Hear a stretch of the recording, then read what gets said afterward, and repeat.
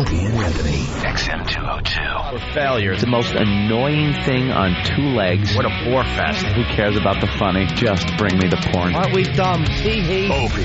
Oh, do you want to play? Anthony. I will beat children about the head. Jim Norton. I'm dancing. I'm a naked whore. It's indescribable. I'm trying. It's like a rape that's covered by insurance. Some of the comments they make are uncalled for. Why are you crying? The virus finally hit him. Well, with Jimmy, you never know. It could be AIDS. No. Yes. It's the Opie and Anthony show. The virus that spreads from town to town across the U.S. of A.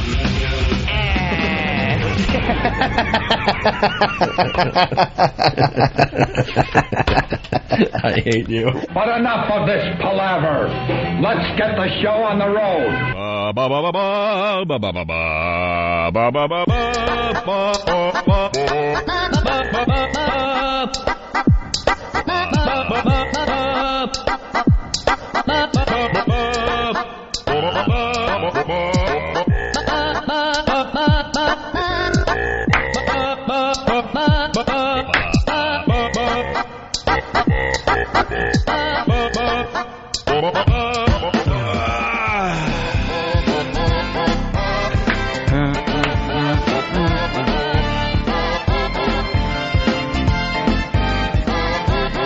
Look at everyone bopping.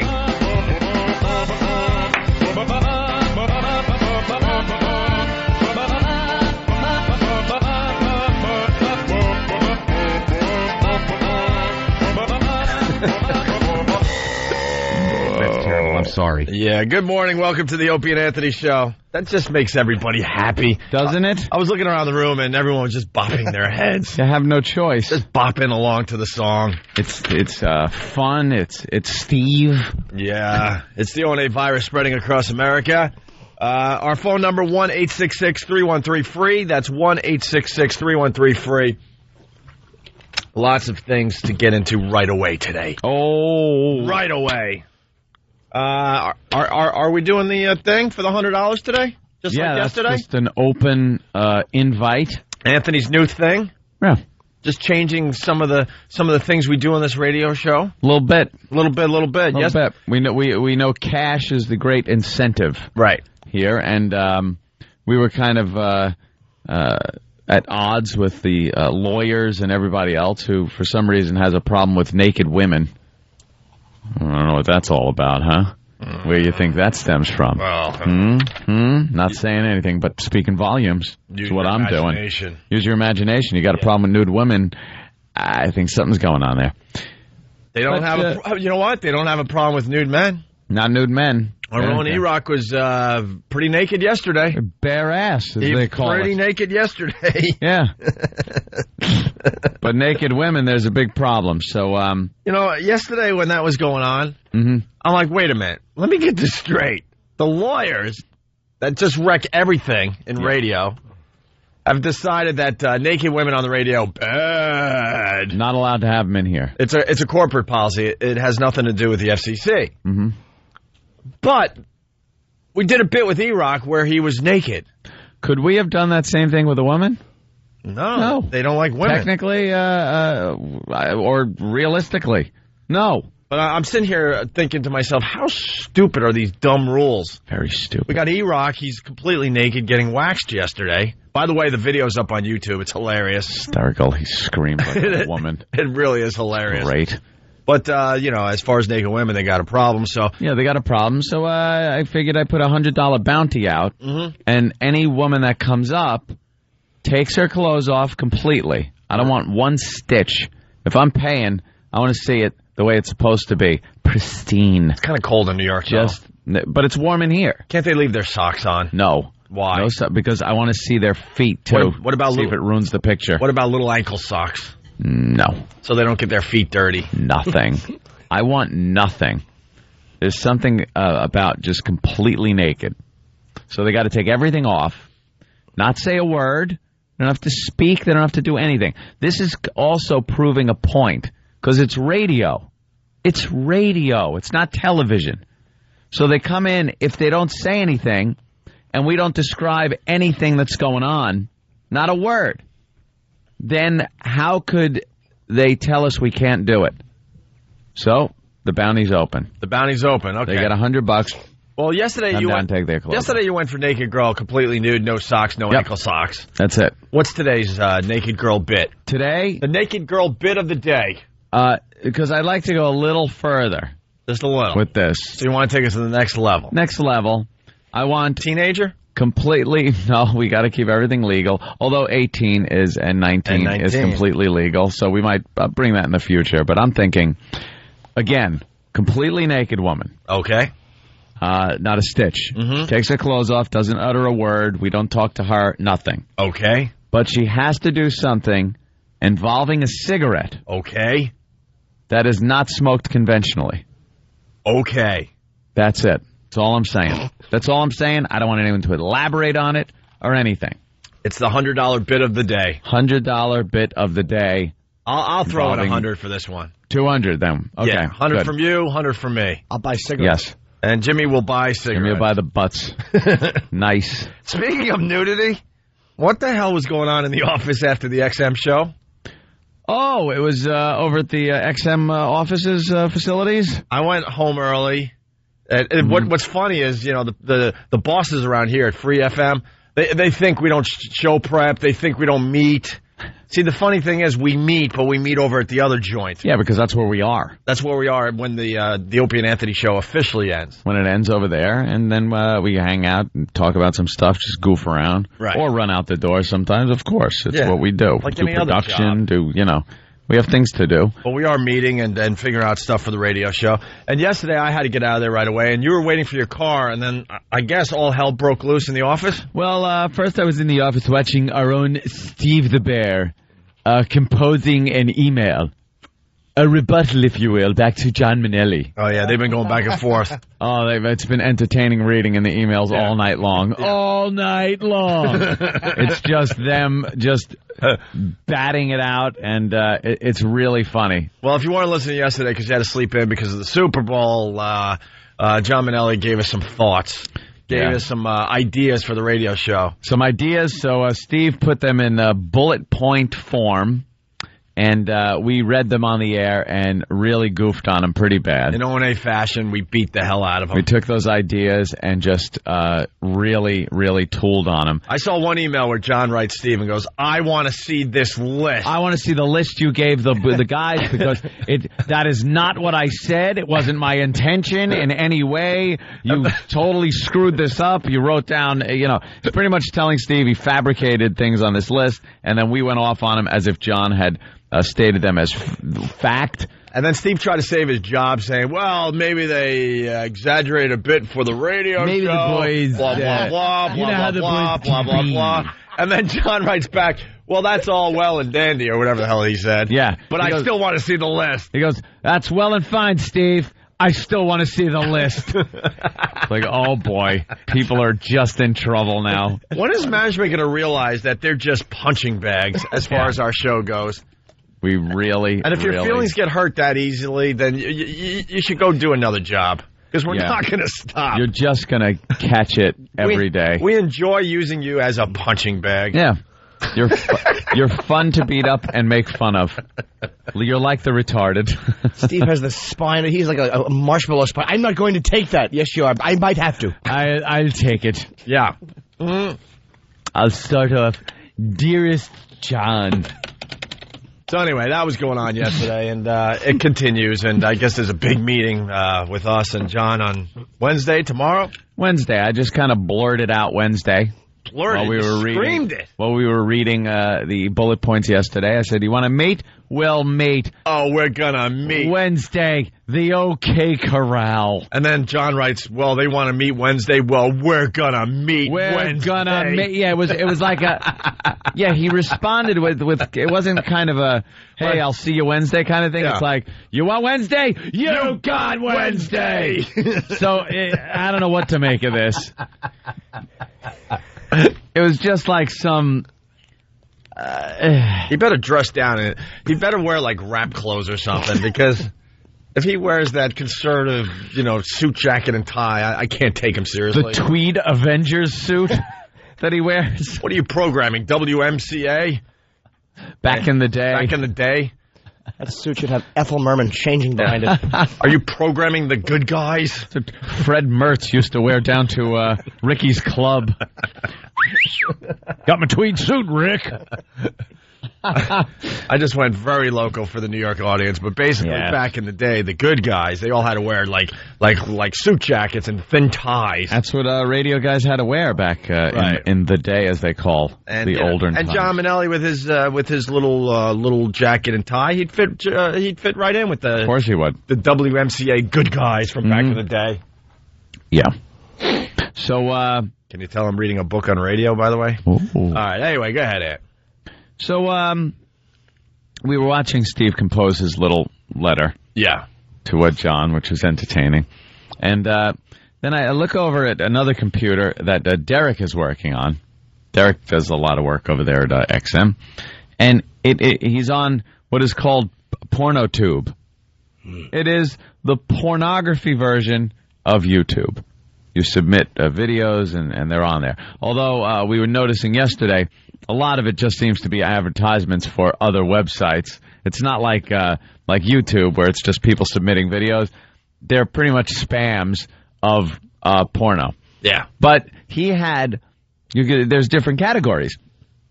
Girl, guy, those certain shots that show just a woman's face, all kinds of things. And then there's gay, man on man, gay. And I noticed he's there. He's up on that part. And why was he there, Than? What was he doing that? I don't think Derek is a homosexual. No, I don't think so either. He was getting getting audio to mix with Eric getting waxed to make a new piece of production. Oh, fantastic. Okay. Premiering later. Do we have the waxed audio from yesterday? Not yet? E-Rock? That's good stuff. You got it? It's coming, okay. Yeah, E-Rock got waxed yesterday, including his armpit hair. It was terrific. The audio we got was hilarious. And so what? Derek needed gay porn to do needed what? Some gay porn sound. Because I think there's probably a good comparison going on as to how gay gentlemen sound when they're in the throes of passion. And E-Rock getting hair pulled out of his armpits. They sound the same, apparently.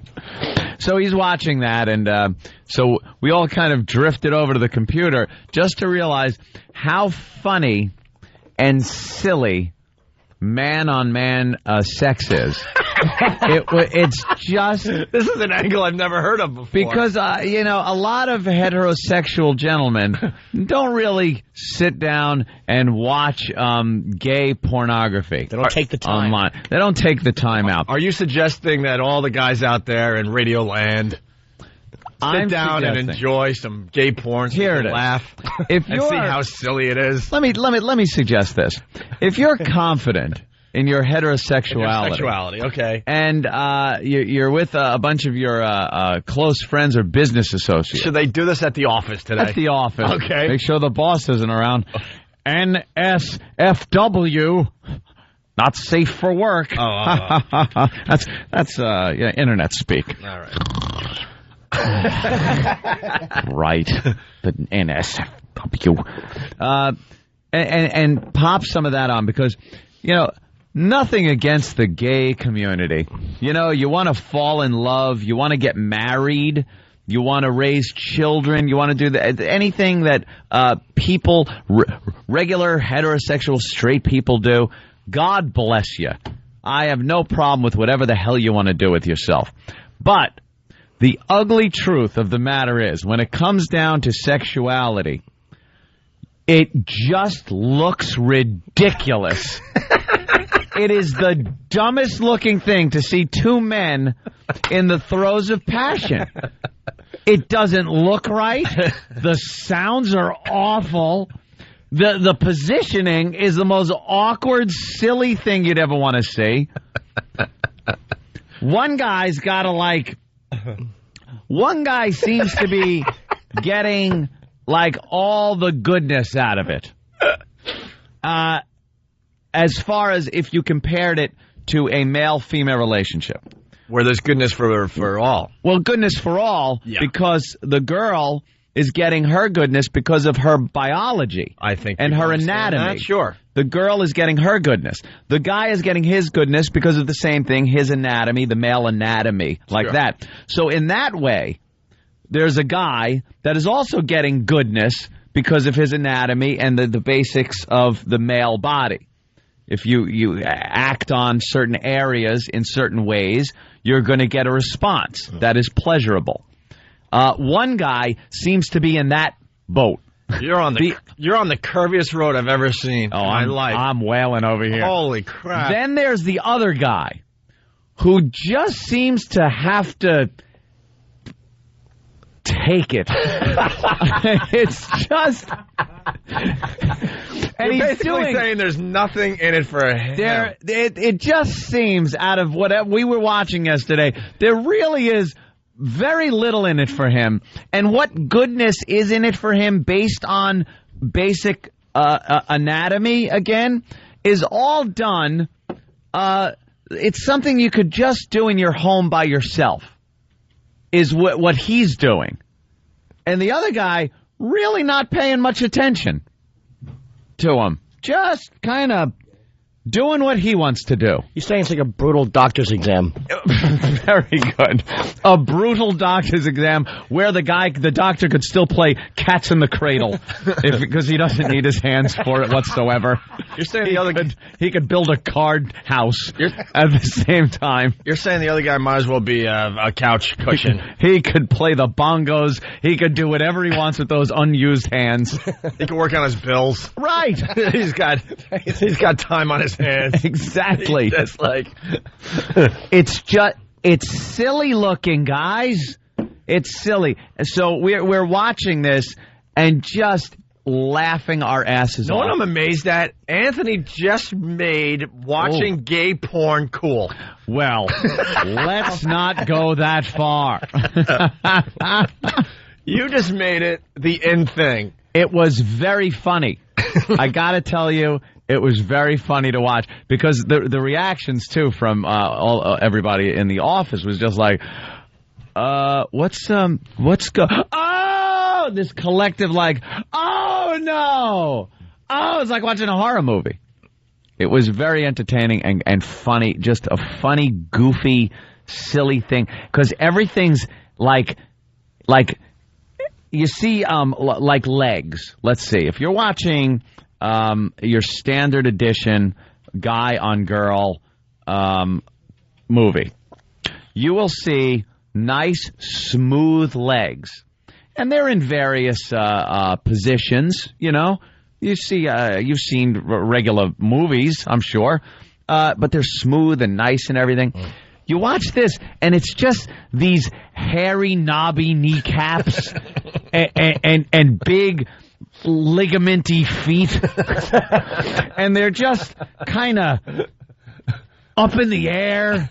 It's just wrong and funny looking. You could tell he has a knee injury from high school football that never healed. Maybe the drama class when he fell off the stage. Ow. Ow. So you got all this. You got all these observations after watching it for what, a minute?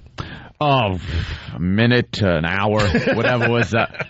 No, we watched for honestly, it was probably about between 5 and 10 minutes somewhere. Were you guys just there howling? It was so funny, and then we hit one where it was just two black guys.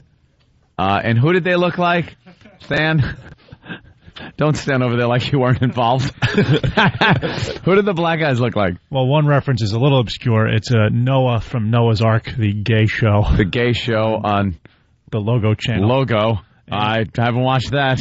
And I had to for this very program. Of course you did. Yeah, of course you had to watch and I it. believe the boss looked like Chris Tucker. Chris Tucker. Yeah. The boss.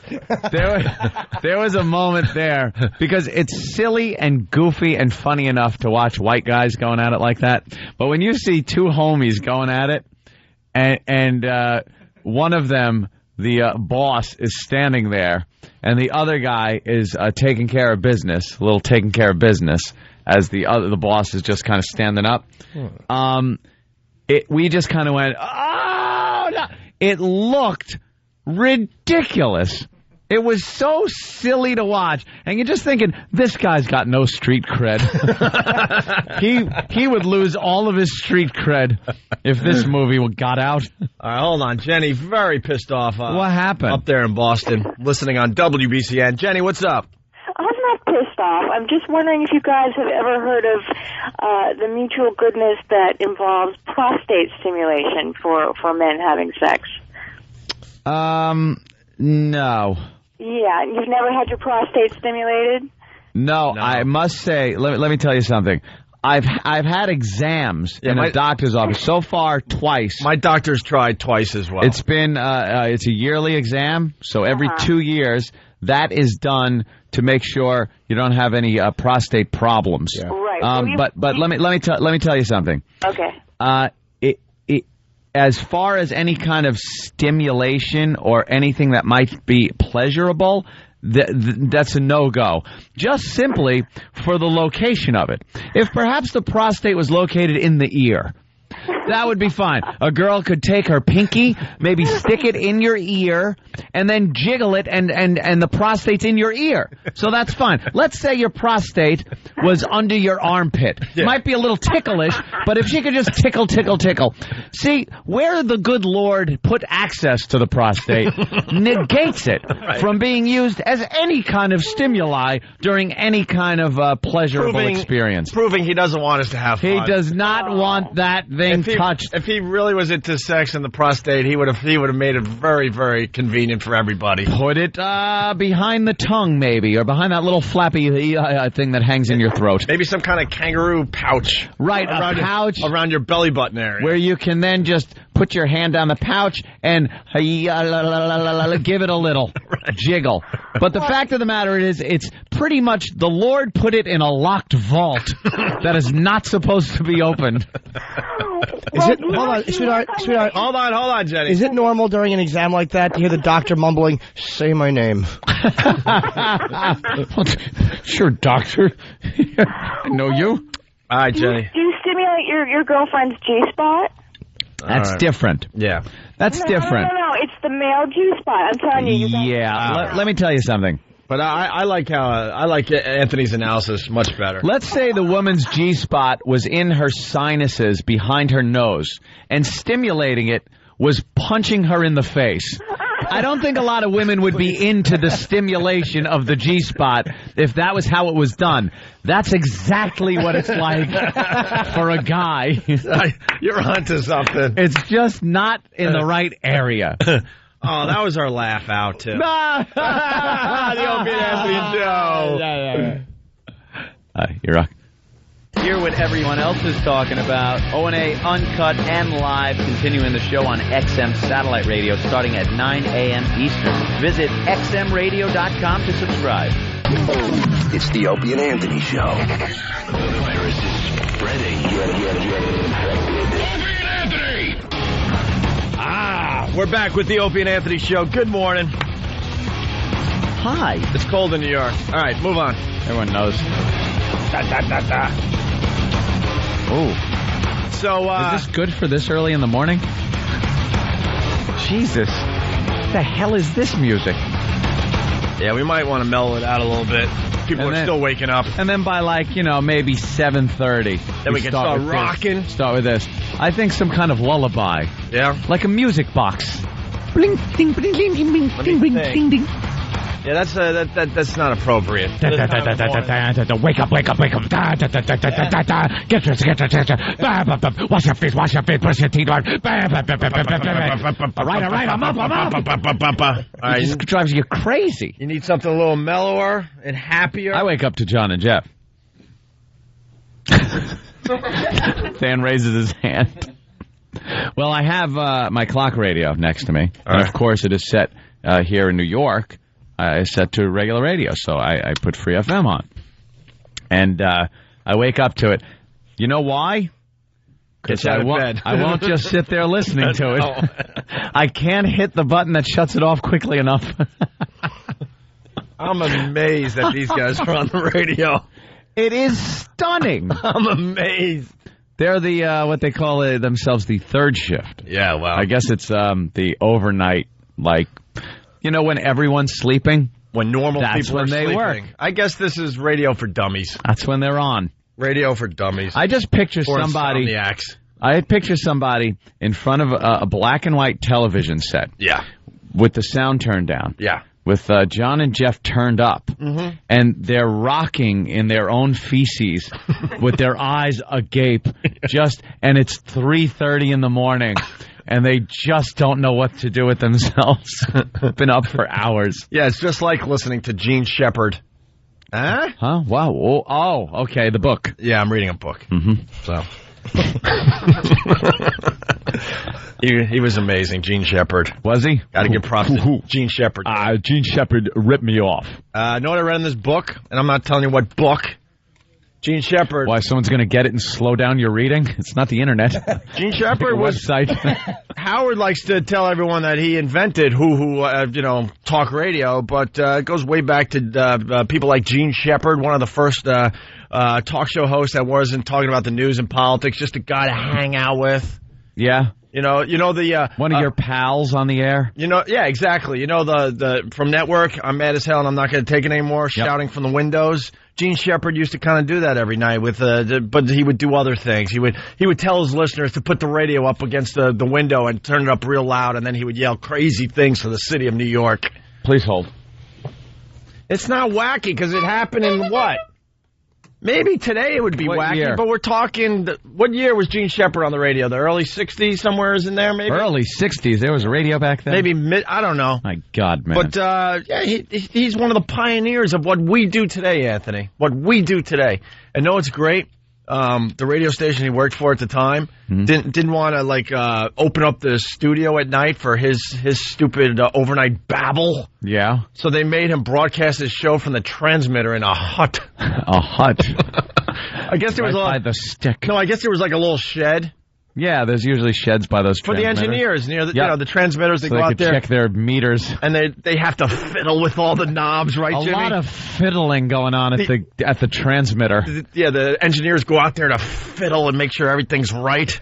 And I guess they had a little shed, and you just plug a microphone into a wire. Management said, "Look, splice it. We don't want to open up the radio station in the middle of the night because we don't think anyone listens to the radio during the third shift. Well, but we will allow you. Had something there. We will allow you to do your show from their shed at the transmitters, somewhere in the swamps of Jersey, in the Meadowlands there. Why can't John and Jeff do their show from the top of the Empire State Building then? Wherever our transmitter is. John and Jeff, just like Gene Shepard. My God. We got the John and Jeff bit of the day. Okay. By the way, we're in a lot of cities, and unfortunately, a lot of these cities don't have the privilege of having John and Jeff on the airwaves. Hopefully that'll change. They're on before us here in New York. They're on in L.A. They're on, I think, before us in Chicago. And God, really? I hope Boston wasn't stupid enough to pick up the John and Jeff show. Stupid enough. If Boston is stupid enough to call out the bomb squads for light brights. I'll tell you who was stupid enough. Ready? Us in New York. Chicago, stupid enough to have the John and Jeff show on their airwaves. San Francisco. Of course. And that is about it. So here is today's John and Jeff moment. Listen and laugh along. It's quick. Look out for yourself. It's almost like what the flight attendants say during the safety instructions before they leave.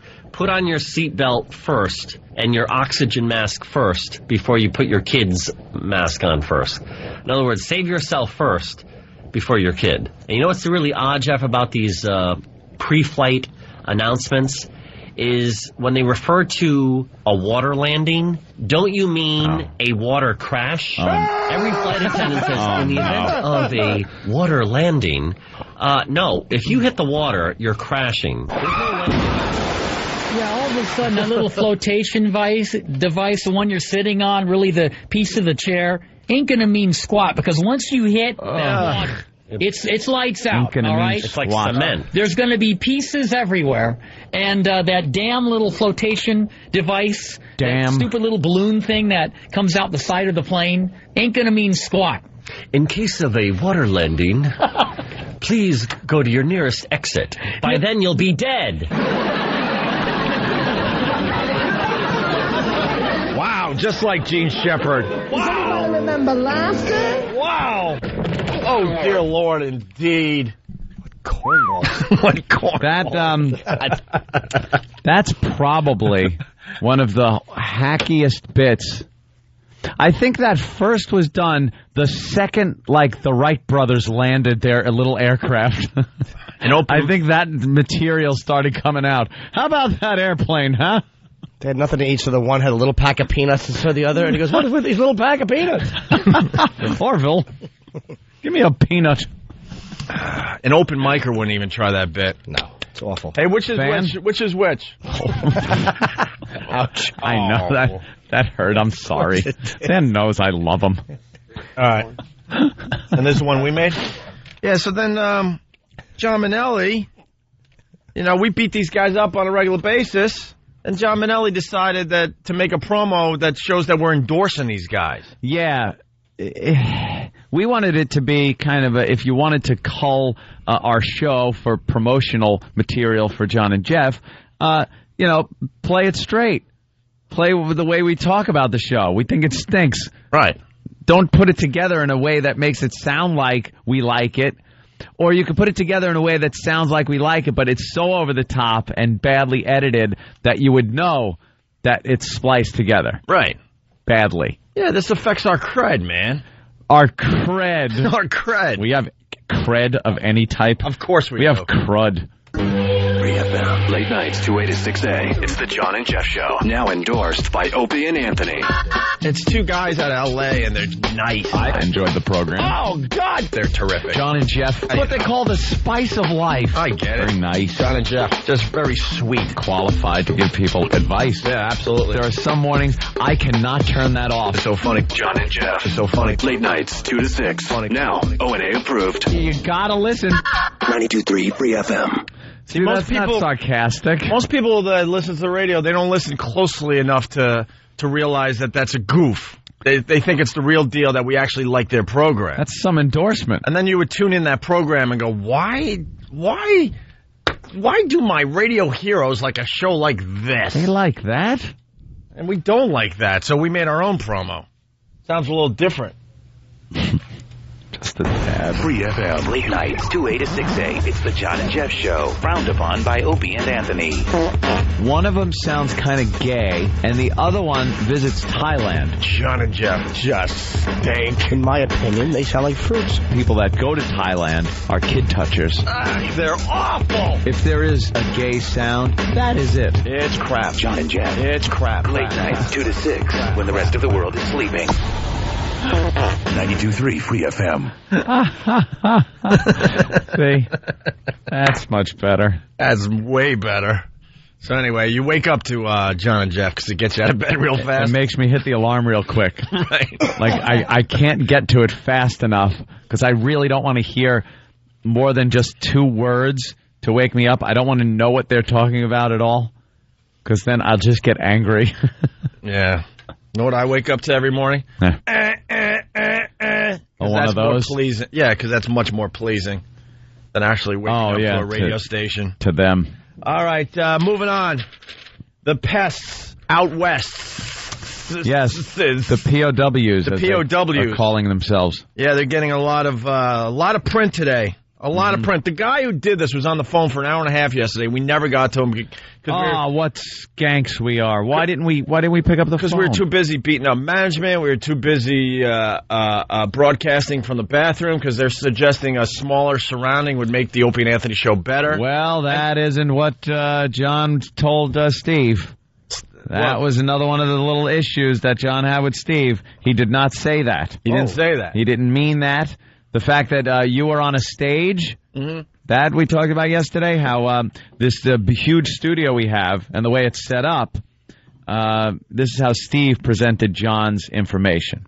Steve was the middleman. He said that this big studio is less intimate. Maybe a smaller studio would be more intimate, and that Opie seems to be on a stage sometimes then leaving me and Jim out as peripheral players. Feeling left out. Feeling left out is what the words were. The best part of yesterday's show is when I demanded a spotlight on only me. Yes, on only you. And then turned all the other lights off in here. Because I couldn't you're even on see stage. you guys. Oh, of course. Jimmy had to have a flashlight so I could see when he wanted to talk. Yeah. And Anthony got a lighter. And the email that John sent Steve was just that it was completely wrong. He did not understand the meaning of what he was saying, and that some of it was just kind of this sarcasm. He was kidding about some things, and Steve didn't pick that up and presented it to us as serious. You know what, though? It worked for Gene Shepard. What did? Gene Shepard. Gene Shepard was broadcasting his third shift from a shed. A small shed. Oh, intimate. And some fine radio came out of that shed back in the day. Is there heat in the shed? And I know John Minnelli is a historian of radio. So he might be onto something. Because he inherited his tie from Gene Shepard. That's what Gene Shepard gave him when he died in 1999. Yeah, reading the book, sorry. Oh, he... Yeah, he passed in 1999. Shame. Godspeed. A radio legend. Anyway, go ahead. That's the reason why this guy was on hold for an hour and a half yesterday. Yeah, we never got to him because we were bitching. And the guy was very excited, and his little sign made defamer.com. Little. DEFAMER.com. It was a professional sign, by the way. Great sign. We're used to the dopes here in New York that scribble something on cardboard. These pests out west, they're onto something. Professionally printed sign like you'd see hanging over a street that says, Church Bazaar this Sunday. Sure.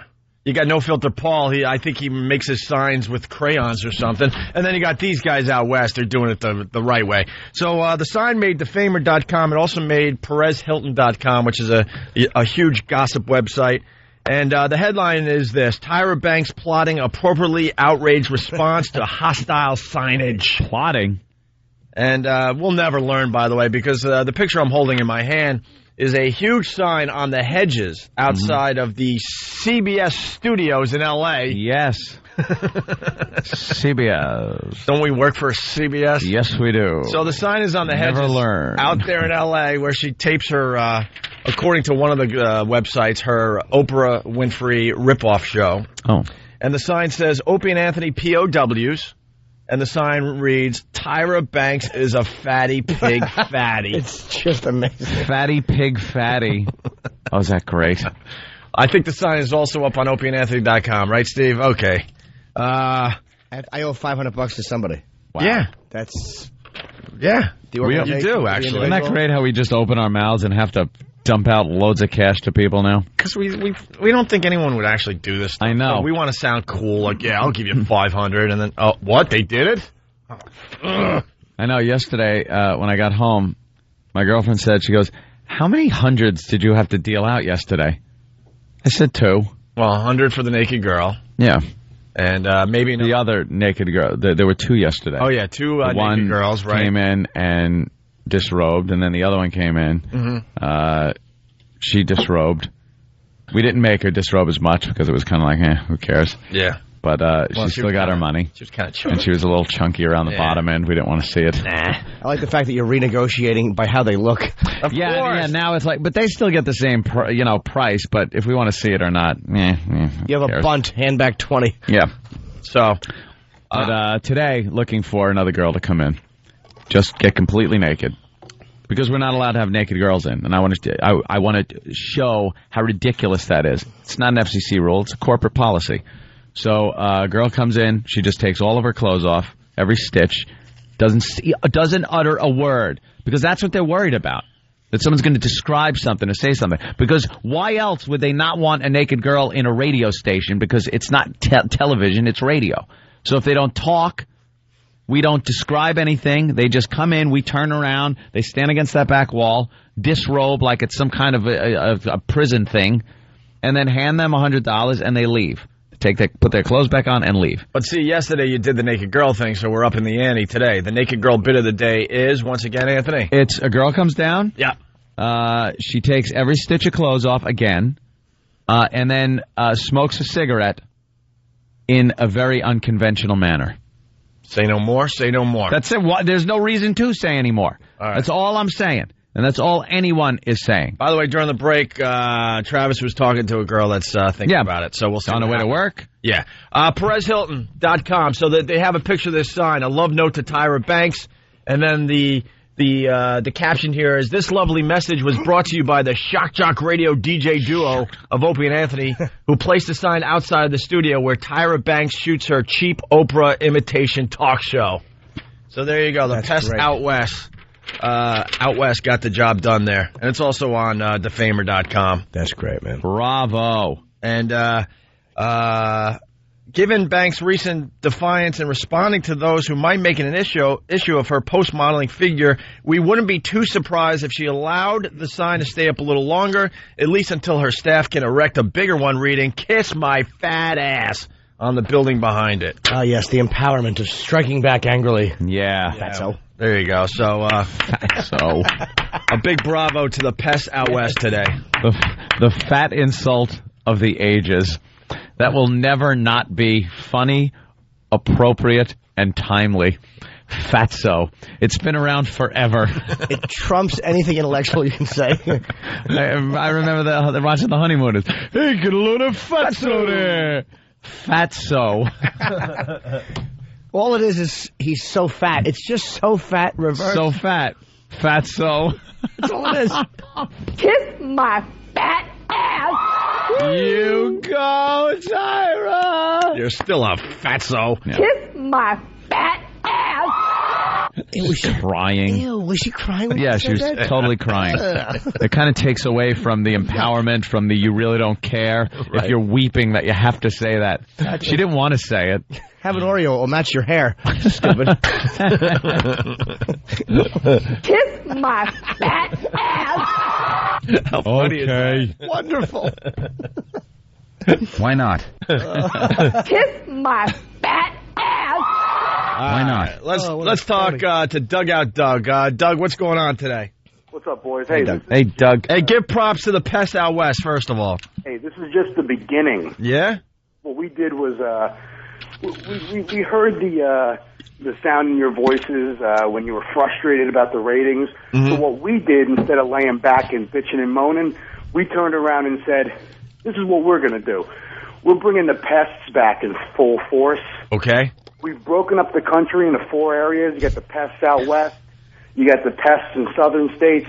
We got a guy in Chicago that's obsessed with you guys being number 1 in Chicago. Okay. We are going to completely bring back all the things that make us the absolute idiots that we are to put you guys over the top. Now, Doug, here's the deal. You got to, keep it fair, and make sure there's humor involved. What makes that sign great out there in L.A., outside the CBS studios, is the fact that they didn't say you're a big fat pig. They said fatty pig fatty.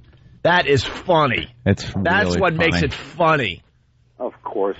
We don't, and it gets the point across. Yeah, humor over mean-spirited in general. Although there is opportunities for mean-spirited. Oh, please. Depending on the situation. So I'd say fatty pig fatty covers humor and mean-spirited in a very equal fashion. Exactly. I see nothing but humor with the term fatty pig I don't fatty. think she does. I'm sorry. So do you mean humor over mean-spiritedness as far as we're concerned, or the person that it's targeting? Because I don't think she sees any distinction between that and, hey, Tyra, you're a fat slob. We're, as far as we're concerned. Oh, okay. I don't see any meanness in fatty pig fatty. I don't either. Kiss my fat ass. Yeah, whatever. Yeah, whatever. Kiss my fat ass. Yeah, whatever. Kiss my fat ass. Yeah, whatever. Kiss my fat ass. Yeah, whatever. What? Doug. Oh, sorry. We're doing a radio show. All right, we'll take Doug. Anything else? Yeah, if we could just get a little bit of help, we're going to start doing grassroots stuff like sticker stops again, if you guys are into all that. Sure. And we're going to start showing up at all the comedians that are linked with the show. We're going to start doing sticker stops at every one of their events also. We called out Free FM here in New York yesterday saying they're not really doing anything to promote the show, and then Tom kind of came barging in during a commercial break. Barging. What did I say? Barging. Oh, all right. I just like the word barging in. And picture like saloon doors come swinging open. And he was offended by our attack and said that the van is out in New York all the time handing out WOW stickers. So yeah. Well, let's not forget who gave you guys your first billboard when you came back to XM. That would be I'm sad. Pest? I'm sad. Was it the Pest? Yeah. The Jim Phillips billboard in Florida. Yeah. Oh, yeah, of course. Hung. All right, sir. Bye, Doug. Sad now.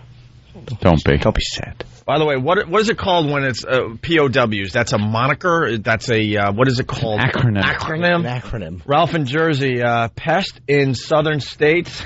All right. How stupid am I? Well, I'm as dumb as they come. Very good, Ralph. I like that I can't one. go to you, though, because you're going to ruin it. I'm as dumb as they But come. you figure that out at home. You do the equation. Very funny. All right, we're gonna laugh really hard, and that means we have to go to break. But we should have some kind of a joke. I agree. All right, you can't Jimmy? just laugh. Jimmy? Oh, don't put the pressure on me. Don't put the onus on me. I'm not ready. But maybe you had like a funny joke or a humorous anecdote. Yeah. All right. Whatever. He's got nothing. It's the Opie and Anthony Show.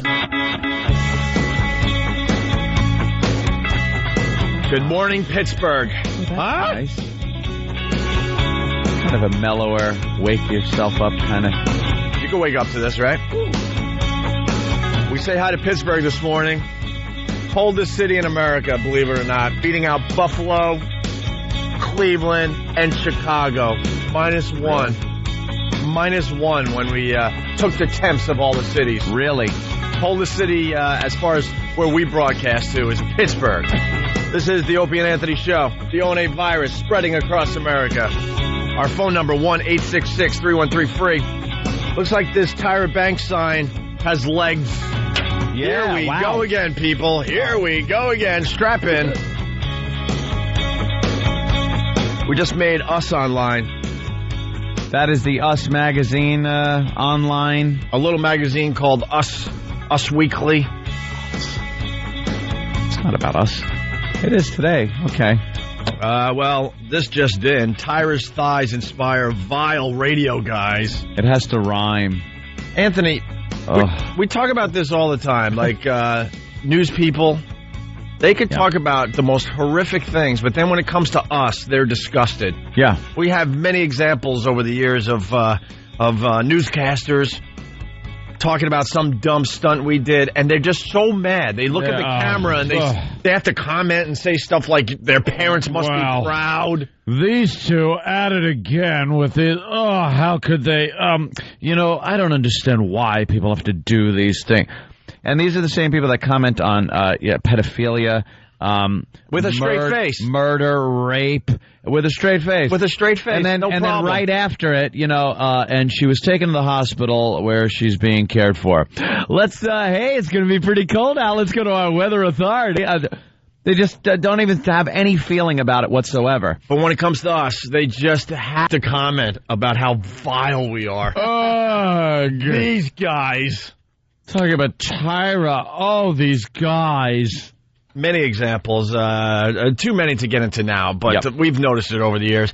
And Us Weekly, Us Online, following suit here, they report on horrific things. Yeah. Horrific things going on in Hollywood. Yeah, it's very Hollywood. And they don't really have much of a problem with all the crazy stuff they report on, but they definitely have a problem with us, according to this article from Us Online. Tyra's thighs inspire vile radio guys. Wonder if it'll make the print issue. Huh? Wonder if it'll make the print issue. It probably will, because the sign is so terrific. It just says fatty pig fatty. Wonderful. How do you not print it? It really is good. Tyra Banks has been ridiculed recently for her paparazzi pics appearance in a bikini, but now the daytime talk show diva has come under attack by the most villainous, heinous life form known to man.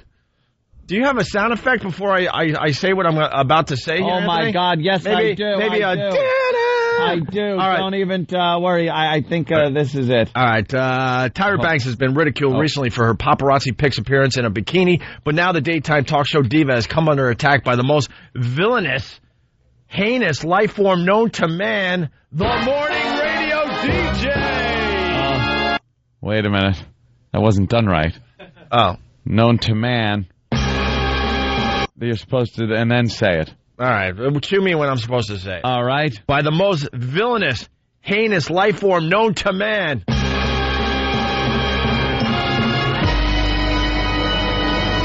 The morning radio DJ. Oh, okay, there it is. See? We got a couple of them in. These guys report on awful things, and they're not bothered. Villainous, heinous life form known to man. How about the pedophile murderer? Right. I think he might be a little worse than the morning DJ. Believe me, I'm not a big fan of the morning DJ. Right. But wow. Okay. Yeah, we're not even fans of the morning DJ. Oh, they do stink. All right, they might be right. Defamer reports that XM and nationally syndicated radio personalities, and they have to put personalities in quotes. Because we really don't have personalities. We're heinous. Yeah. I get it. It's hysterical. You dick.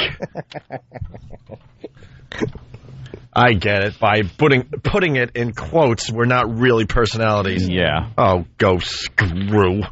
Responded to a swimsuit-clad Tyra Banks speech last week on her popular syndicated show with a challenge to their listeners. They asked them to publicly react to 33-year-old Tyra's request that people stop making fun of her weight. The result?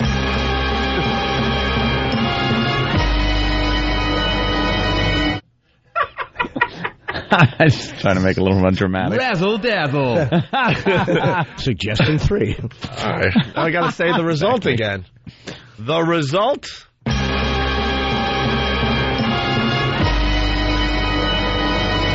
An anonymous fan addressed the situation in the most clever and unique way that he could dream up.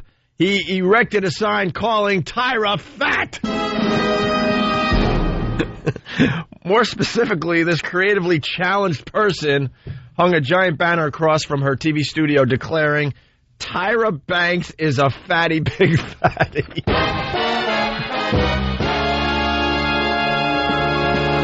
It's a Hollywood story. Oh, so man. My brother's T-shirts are going to sell like hotcakes now. He actually has a fatty pig fatty T-shirt for sale. Okay, while Tyra admits she's no longer in the same shape she was during her modeling peak, we think the use of fatty, twice no less, is not only harsh, but really, really, really redundant. It is funny. The only time they feel like safe to editorialize is on like radio stories or like little. Yeah. They're such cowards. They won't like editorialize on anything real. You know, they just report it. So, you know, terrorists did this, but, you know, radio guys. There's something about us that just annoys probably everybody, I guess, unfortunately. Yeah. It's all job. Yeah. It really is. Let's say hi to Jewish Monkey from California. Jewish Monkey, what's up? You're the guy that put up the sign outside CBS in L.A.? Yes, Yeah, I am. I'm also the founder of the POWs. Oh, hey. You're a good boy. Wow. Look at that. Nice. Thank you, sir. So what can you tell us that we haven't heard yet? Well, mostly my main idea was there's a 7-story parking structure right behind the CBS studios. I wanted to put the banner on there, but there was no place to actually hang the banner from the parking structure. So the next best place was right in front of the studio, about 10 feet from the main entrance. That was the perfect place. What road went right by there? I have some pictures. I can't remember the road. We've seen your picture, sir. It's everywhere. This thing's got legs. It's going everywhere now. Right. Big, fat, cellulite legs. Yeah. Absolutely fantastic. Yeah, it looks good, man. How big is the sign, actually? That's like a 15-foot sign. 15-foot wide, 5-foot tall, and it's right in front of a red parking zone, so no one can actually park in front of it either. So it's just obnoxious. It's really great. Professionally done, the sign, by the way. Yes. And as large as they can make it. I guess they've taken the sign down by now. I have no clue, but the last thing I heard was it was still up in the afternoon and on Monday. Yeah, because she loves the attention. It was still up yesterday. I think I owe somebody money, so you'll have to contact me and let me know. Just do it behind the scenes and let me know who to send money to. I've never actually had to pay a check for that. Yeah, Jimmy's kind of bummed. No, I'm not happy. It's Jewish Monkey, we're going to put you on hold, and we're going to get your info, and you're going to get a fine check from little Jimmy Norton. Right on. Thank you very much, guys. You have a good one. Thanks a lot, man. Good job. Thanks for all you do, Jewish Monkey in California. Hey, let's say hi to Barry in New Hampshire. Barry, what's up? Yeah, I just wanted to say how disgusting Us Weekly is for actually breaking the Tyra story and calling her fat, but when you guys do it, you guys are disgusting. Yeah, you know, they reported on it. Really? That's a great point. They are part of the... You're the disgusting ones for calling attention to it, not in a tabloid. They're part of the problem, man. Well, they're part of the industry that, you know, has these pictures of the celebrities, and they print them and pay a lot of money for them. So they would never go after the paparazzi that took that picture of her and called her fat, because they're part of the industry. But then for us to call it out, we are villainous, heinous... Yeah, what is Us Weekly reporting on, E-Rock? What other heinous things are they reporting on? Or is it just us? Are we the only heinous people? We got to really look and see what the hell they're doing. Because I kind of recall their magazine being full of little things. Like, hey, here's a celebrity with a booger in her nose, you know? Here's a picture. They're awful. All those magazines are. All right, thanks a lot, guys. All right. The celebrities hate these magazines. Like, all the celebrities can't stand these magazines. Well, at least that's what they say. They kind of, I think, like having their name in there. They enjoy them. As do we. We don't care. Good. Call us whatever you want. Yeah. Just, you know, keep us in there. Well, don't care. When the Donald Trump thing went down, we made Us Weekly as well. So, let's say hi to Jenna in Queens. Jenna. Hey, guys. What's up? What's up, Jenna? Oh, nothing. I'm a new listener, and I think you guys are awesome. And I think Jim Norton is hysterical. He totally is. Thank you. Such a great addition to your show. Jimmy. Thank you, miss. My hours have switched, so now I listen to you guys in the morning. But this whole frunkus thing, I'm in the dark. I have no idea what that means. You have no idea what frunkus means, Jim? Could you give her a frunkus first of all? Frunkus. Wow. Wow. That was a good frunkus. Yeah, it's based in two different foreign languages, and it's a combination, and, you know, it is what it is. Jenna, what do you think frunkus means? I had... Oh, she's on the right road. She's a fan, and thank you, Jenna. And you just, his finger hit the button by accident. Just never figure it out. It's sad. Opie wants to be sweet, but his fingers won't let him. It's so sad. He's a nice man with mean fingers. Hey, we got E-Rock audio in case people weren't listening to the end of the show. And what, his screaming? Yeah, and the video's up on YouTube. Not even weren't listening. Some of it was dumped out of because he was cursing. He was potty mouth. Oh, we threw a couple bleeps in. Yeah. And then we'll do the unedited version for the X-Hammers a little later this morning. Later on. But basically, E-Rock lost a bet that he was never supposed to win, by the way. We just wanted to wax him. To abuse him. And we were going to go with the Brazilian wax, and we realized that he's a smooth boy. So that wasn't going to do anyone any good. So we decided to wax his armpit hair in the end. Yeah, various parts of his body that were a little hairier. Chest, armpit, I believe. Yeah. Is the combination you're about to hear. How did that work out for him yesterday? Because, grab a mic there, E-Rock. I know with the Brazilian wax part of the thing, that is the part of a woman's body, usually, where they will wax it so that when they wear one of those Brazilian G-strings, nothing unruly and unwily kind of shows, you know? Yep.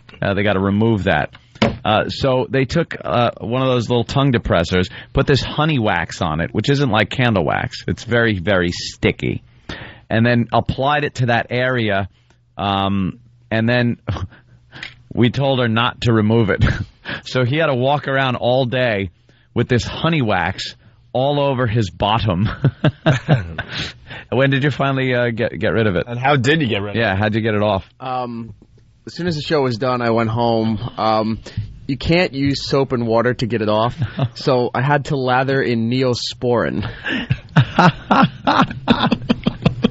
So you had to soak yourself in Neosporin. Yep. Just sit in a tub like a rape victim, just curled up, crying, holding his knees.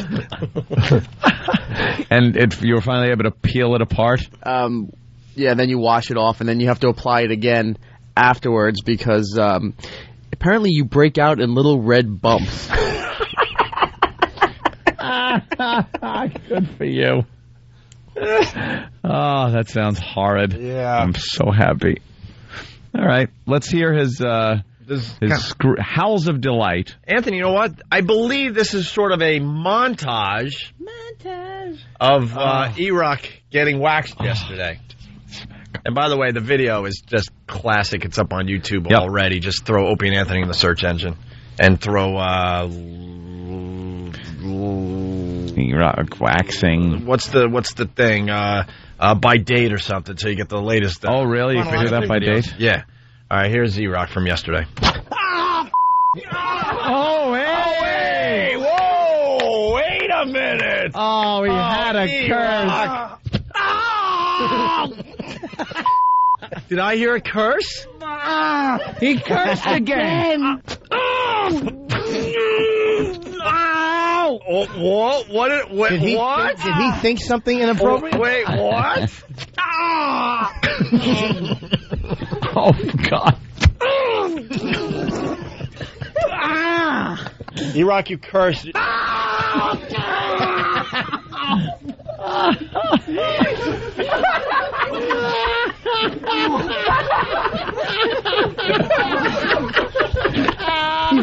fell off the toilet. He's crumpled. One of my favorite ones is the last one because she's like, it's like a visceral, like there's just saliva bubbling out. It sounds like torture. It is torture. You know what we need to do? We need to take this because it's only 50 seconds and make this into a video. Because the version we got up there is like 5 minutes long. You get just a montage of this on YouTube. Just boom, boom, boom. I think. Yeah, it's got to be quick. I think it would get some hits. Maybe give that to Sam and see what he could do. YouTube videos have to be short, under 2 minutes. No one has attention anymore. That's it. Under 2 minutes. Everybody out there has 2 minutes, ADD. They lose me. Over a minute for me, as far as videos go. All right, we'll get into some other things that I'm not allowed to tease because that would be stupid. Other things. That would be stupid to actually tease something. Let me know when you guys are ready to go to break because I have a Lulu. Oh, he's prepared. Yeah, no rush, but when you see, Steve conveyed to us yesterday that John Minnelli, our program director, said that we shouldn't tell people that we're going to break. He said what we got to do is when something funny is said and we're ready to go to break, just go. Just go. That's it. Steve is great because he'll try to maintain the power place dignity as he's backing down. Oh, yeah. We were absolutely unbending on that. Well, if you don't do it, you're fired. Well, I kind of feel that is the right move anyway, so we're happy to do it. We're almost ready to go to break. I concur. Jimmy. Trying to make this sound natural. We're kind of ready to go to, Yeah, I remember when I was in high school. My teacher told me I had to be an astronaut. And, she said I should be one because I just take up a lot of space. It's the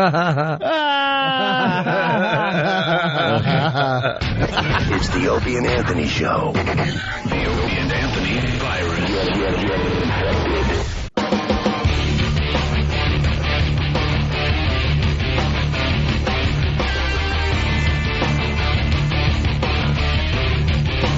We got caught with our mouths full. What I was saying to you as we're going through the music is the reason that they're even reporting on this is because no one else is bashing her. No one else is just saying what a self-obsessed slob she is. Yeah, we're a little distracted. The Tyra Banks thing, it's got legs. It made Best Week Ever TV or bestweekever.tv, US Weekly, PerezHilton.com, Defamer.com. It's going viral. Our little sign that we put up there in L.A. Well, the POWs. The Opie and Anthony POWs erected a sign that says Tyra Banks is a fatty pig fatty, and the media is picking up on it all over the place. And they're saying we're just slobs and we're just asses for doing this. All right. Well, Hawk said which is fine. On Best Week Ever, that was pretty positive. They're saying it was a little harsh, but she needs her face slammed pretty much. Yeah, they said she needs to be kicked off her golden pedestal. No one's given this woman any crap about what she talks about, what she does, and she's so pompous. That whole episode she did where she was one of the homeless, where she dressed up like a homeless person and went out on the street. Yeah. She had a camera crew with her. She had bodyguards. And she didn't even commit to where she was going to actually spend the night and sleep. She laid down on the ground and said, "This is where they sleep." And then she got up for like maybe 15 minutes just to get a good camera angle, and then she left. That was it. Her self-importance bugs us. That's why I'm very happy with the sign today. She's a phony, man. It's like, how does anybody not know? At least Oprah has some depth to what she does, although I don't enjoy her show. But this is just a disgusting, spoiled, emotionally phony. Yeah. I still like to sleep Enough with her. Said. Wouldn't mind tearing off that blonde weave, horsetail wig, whatever it is. Who knows? See the nap underneath. Funny blonde hat she wears. Yeah. but the sign is it's everywhere as far as Hollywood gossip goes. Yeah, all the gossip columns. Gossip. We're in the gossip columns. And this one, I guess it's bestweekever.tv. It says, though we would like to warn Opie and Anthony that while the world might see you looking like this, and then it's one of our publicity photos when we first came back on radio after our St. Pat's incident. Tyra Banks sees you looking like this, and it takes our heads from our publicity photo, and it puts it on a hamburger and a hot dog, because she's going to eat us for lunch. No, it said eat us for breakfast, which is odd that they put... Oh, okay. It said eat us for breakfast, but then they showed a burger and hot dog. Yeah, it was from a Bugs Bunny cartoon. And well, that's the problem. She's eating hot dogs and hamburgers for lunch. Breakfast. That's why she's getting so fat. What a Kiss fool. my fat ass. What? They're all cheering her up. You go, girl. Really? Kiss my fat ass. Oh, she's so full of emotion. She needs to be carried out like pepperoni pizzas. Officer and the Gentleman style. Yeah, by 3 strong people. Carry that big El Slabo out. Lug that elephant onto the stage. El Slabo. She's heavier than I am. She should be shot. How are you a fashion model heavier than me? All right, so like I said, a little distracted because it's going viral. This picture that they erected out there in L.A. The Opie and Anthony POWs. Yeah, good work. All right. In other news, Giuliani he's making a run for the White House. Woohoo! Yeah, good luck. I don't think so, but again, why don't you think so, Anthony? Middle America again. I just don't see it happening. He's a progressive guy. He's kind of moderate as far as Republicans go. He's pro-choice. He's not anti-gay, that's for sure. And middle American Republicans don't want a guy like that. They want the, morality thing. He's been divorced twice. They don't like that. They need somebody with good morals. Why? Do you know the best president might be somebody that was divorced a couple of times or, might have a skeleton in their closet or something. Might have smoked a joint at a sorority house back in the day. But for some reason, these guys all want this perfect, unattainably perfect gentleman in the White House that is not only wise, but has always been wise, has always made the right decision, never made a mistake, and has a full head of hair. Yeah, well, don't you think the creepy, the perfect people creep you out? What do you mean, like you said, they want this perfect individual. Yeah, but that perfect people creep me out because I'm thinking they're hiding some horrific. Oh, there's things. Something hiding. That's the only reason they appear to be perfect is because they're hiding something. and usually, if you have to hide it, it's something so awful that you can't let it out. And it's usually involves kids. Hey, let's go to Ryan in Jersey. He's got something on the Tyra thing. Ryan, what's up? Hey, how's it going, guys? Hey. Yeah, in that homeless episode that you were talking about, I don't know if you had seen that they brought her into a convenience store and gave her a couple of dollars to buy all the amenities that a normal person would use to wash with. So she was freaking out because she didn't have enough money for a toothbrush, toothpaste, and a bar of soap. Yeah. And then when they put her in the bathroom, she put on this whole fake crying thing and made the cameras leave because she couldn't bear to wash her entire body in a sink. Brush her teeth. I remember that one. She couldn't bear. She was so depressed at the fact that she panhandled this money. She bought some toiletries, and then she was in a gas station bathroom having to use them and wash up, and she was crying and sent the camera crew away. That's because she didn't use it. I don't know how many homeless people are brushing their teeth. Exactly. Yeah, that's the thing, too. If they're panhandling for money, this Tyra, what a load of crap she is. Like they're panhandling for toothpaste and soap. We talk to the homeless people a lot more than this idiot does. We know what they do with their money. If they want soap and toothbrushes and toothpaste, they go to the church. The church doles this crap out to them on a daily basis. Food, clothing, that's what they give them. When they're panhandling for money, it's usually for drugs and booze. Exactly. 99% of the time. Drugs and booze. Yeah, without a doubt. Not soap at a convenience store. They're going in there buying, excuse me, can I have some soap? I'd be like, how do you make drugs out of soap? I'd want to know, because there's no way you're using this to wash with. And Tyra could earn money if she was homeless in a much easier way than most homeless men. Oh, please.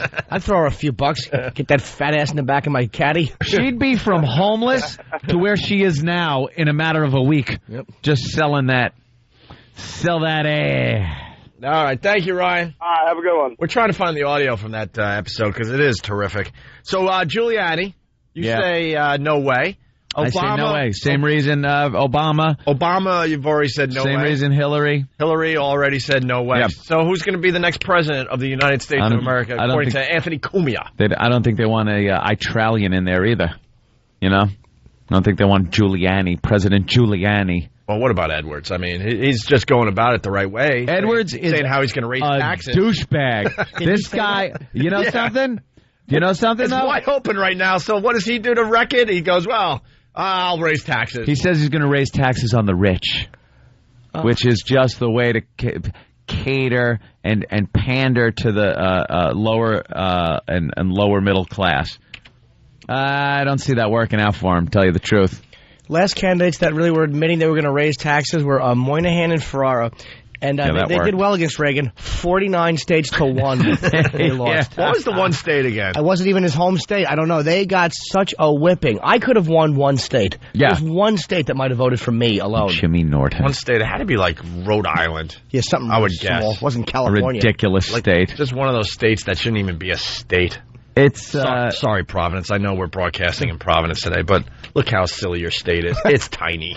I don't know. I think it's too wide open right now. They got to whittle these guys down. Maybe some other guy will throw his hat in, as they say. Ooh. Throw his hat in. But I don't know. I don't think it'll be Giuliani, though. Good luck. All right. Getting back to the... Bring up his health. Who cares? It's just the President of the United States. We got Tyra audio. Tyra reacts very emotionally to her experience so far as a homeless person. This is the clip we're talking about. When I was walking through the streets, I wasn't just seeing homeless people anymore. I was seeing stories. And that all of these people have a story as to why they got there. And it was hard for me sitting there doing the panhandling and being ignored like that, because I'm that person that ignores those people that are asking for money. This was just a glimpse of what homeless people have to go through every day. I was heartbroken. It'd be nice if you guys could just leave for a second. Just give me a little time. Let me just go. I was about to lose it because I was like, how can we be so blind to these people who live like this every day? She is such a load of crap. She's a lying sack of C. She is the worst.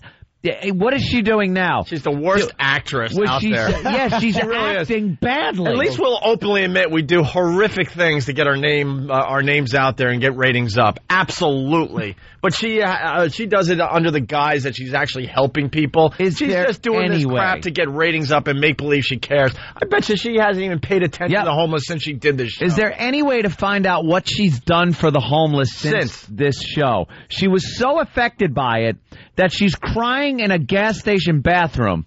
There's only one reason I would like to see her crying in a gas station bathroom. Some guy coming out pulling his fly up. 2 5s and a couple of singles on the bathroom floor. Just turn off the cameras. I need a moment. Yeah, you need a moment. Kiss my fat ass. All right, I'm sorry. I'm sorry. I'm sorry. I guess we hit a nerve there. We better move on. You use your tongue prettier than a $20 whore. Kiss my ass. So she's so taken by this and upset that it must have changed her life. That's if you were a real person that upset about something, that's life-changing upset. That's being upset to the point where you're now going to change your life and do something about this. What has she done? She gets so upset about every cause on her show to the point where she's weeping. And what does she do about it? Next show, Patty Party! Patty Party! Woo! The Negro. What? Oh, that was the Panty party. I was trying to do the panty party again. Yeah, you would think she would quit her TV show at this point because she's got more important things to do. She got in trouble out on the streets. Yeah. Oh, help me! Help me! Help me! Yeah. Then the camera crew jumped in. Yeah.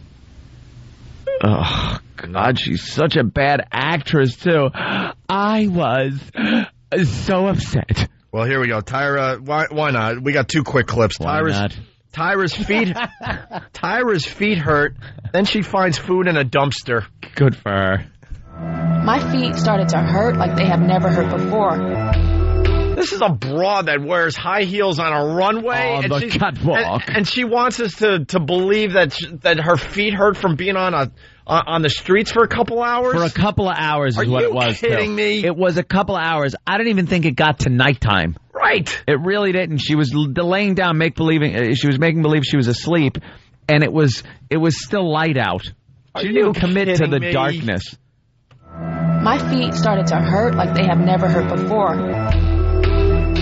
And I only had a few cookies to eat that day, so I was feeling really physically and emotionally weak. Yeah, no kidding, because you need burgers and hot dogs for breakfast. Figures old Piggo had some cookies. Cookies, yeah. Let's have some celery stalk, you pig. Kiss my fat Oh. They're probably big cookies, too, like the type that you get when you check into the, what are those hotels that give you a cookie when you check in? Oh. A nice warm cookie. I don't know. The big cookie. Thank God I was able to live like a camel does off his humps, off of my big fat ass. While we're walking, we passed a trash bin full of food. And at that moment, I knew that if I was truly homeless, I would have eaten that food out of that bin. I would have.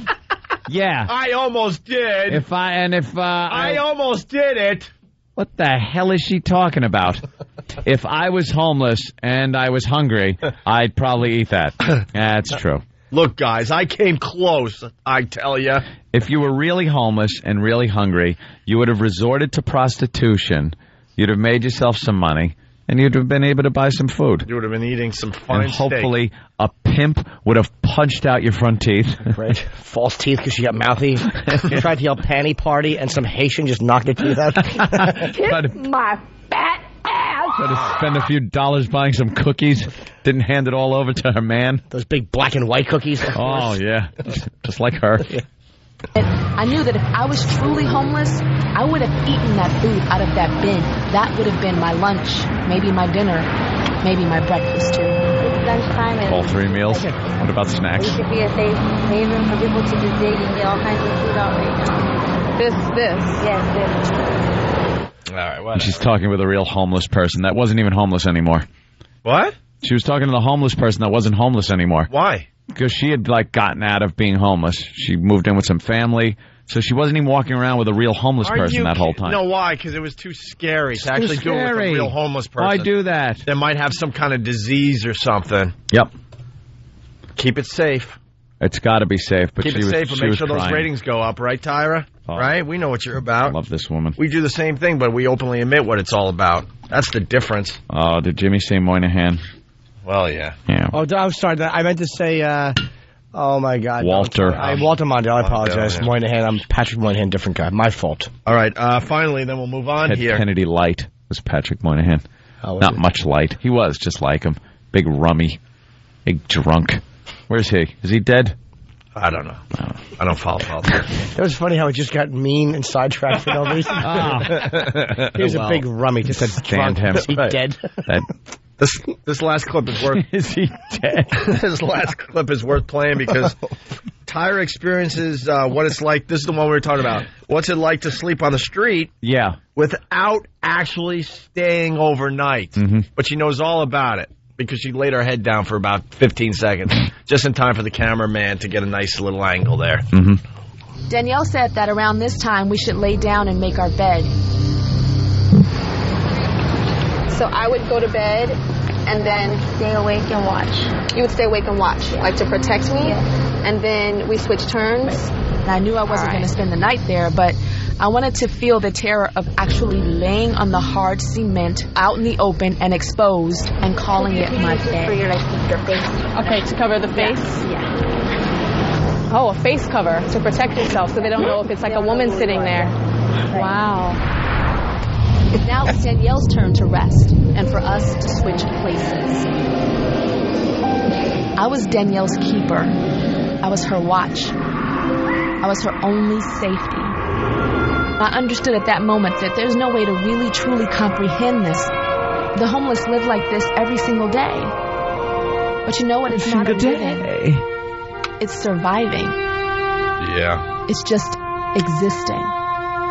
Yeah. No panty parties for the homeless. No. There's panty parties, but it's usually followed up by a police report and a rape kit. Oh, she's so self-important.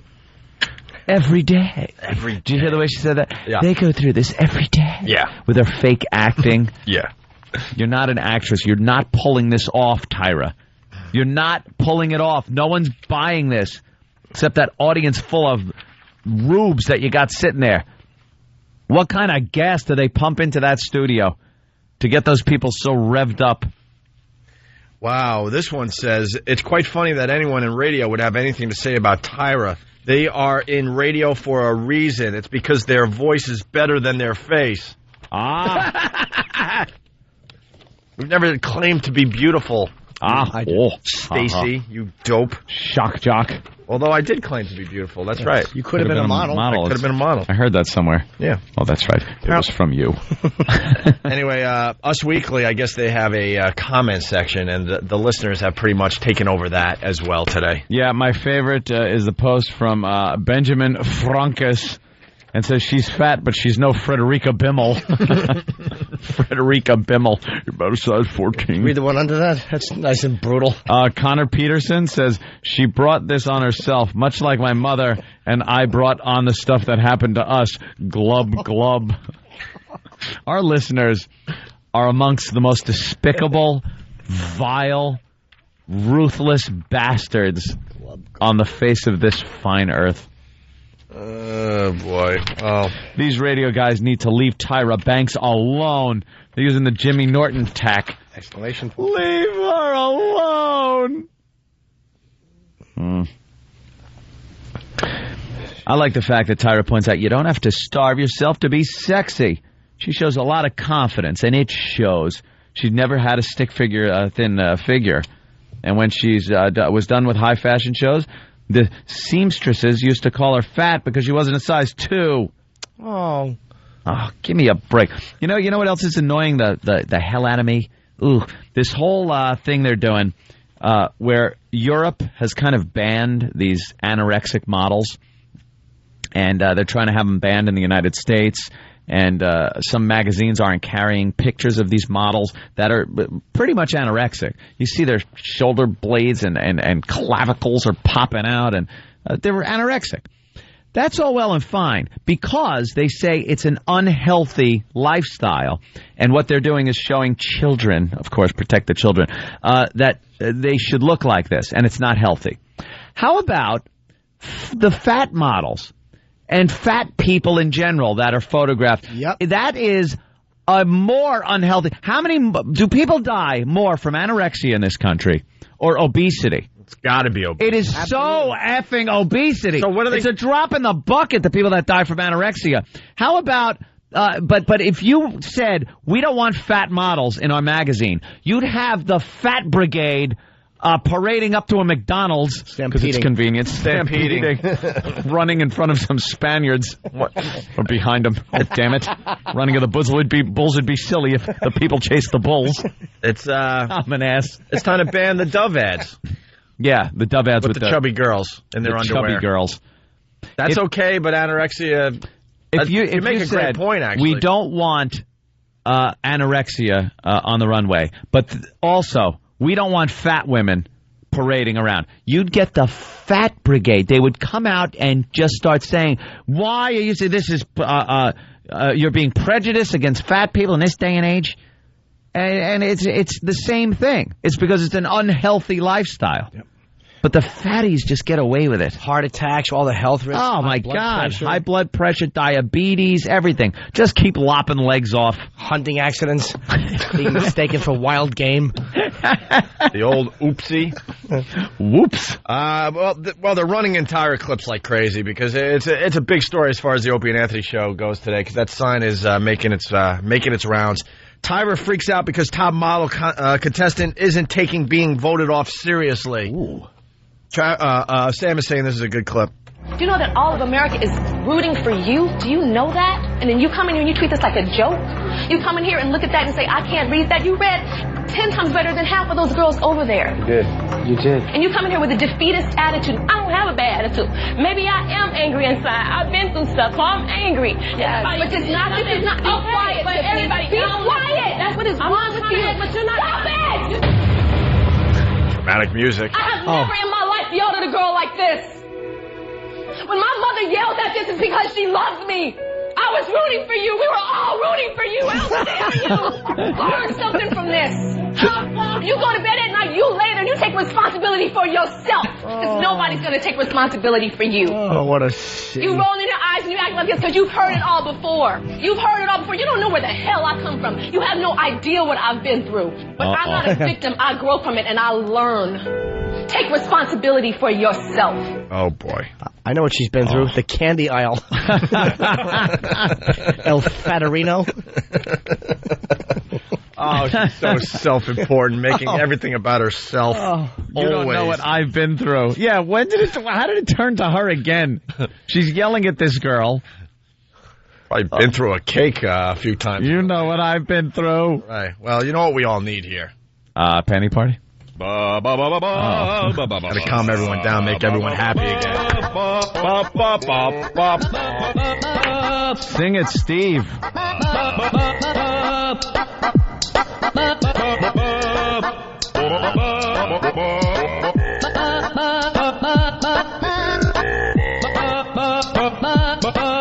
Don't worry, be gay.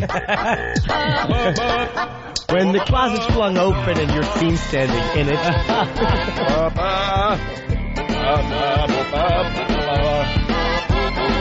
Don't worry.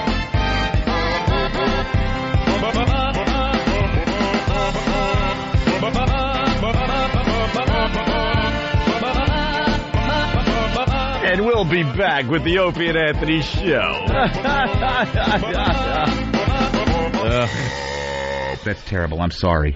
Hear what everyone else is talking about. O&A Uncut and Live, continuing the show on XM Satellite Radio starting at 9 a.m. Eastern. Visit xmradio.com to subscribe. It's the Opie and Anthony show. The virus is spreading. Opie and Anthony! The people got to be awake by now so we can rock out a little bit, right? It's the Opie and Anthony show. The O&A virus spreading across America.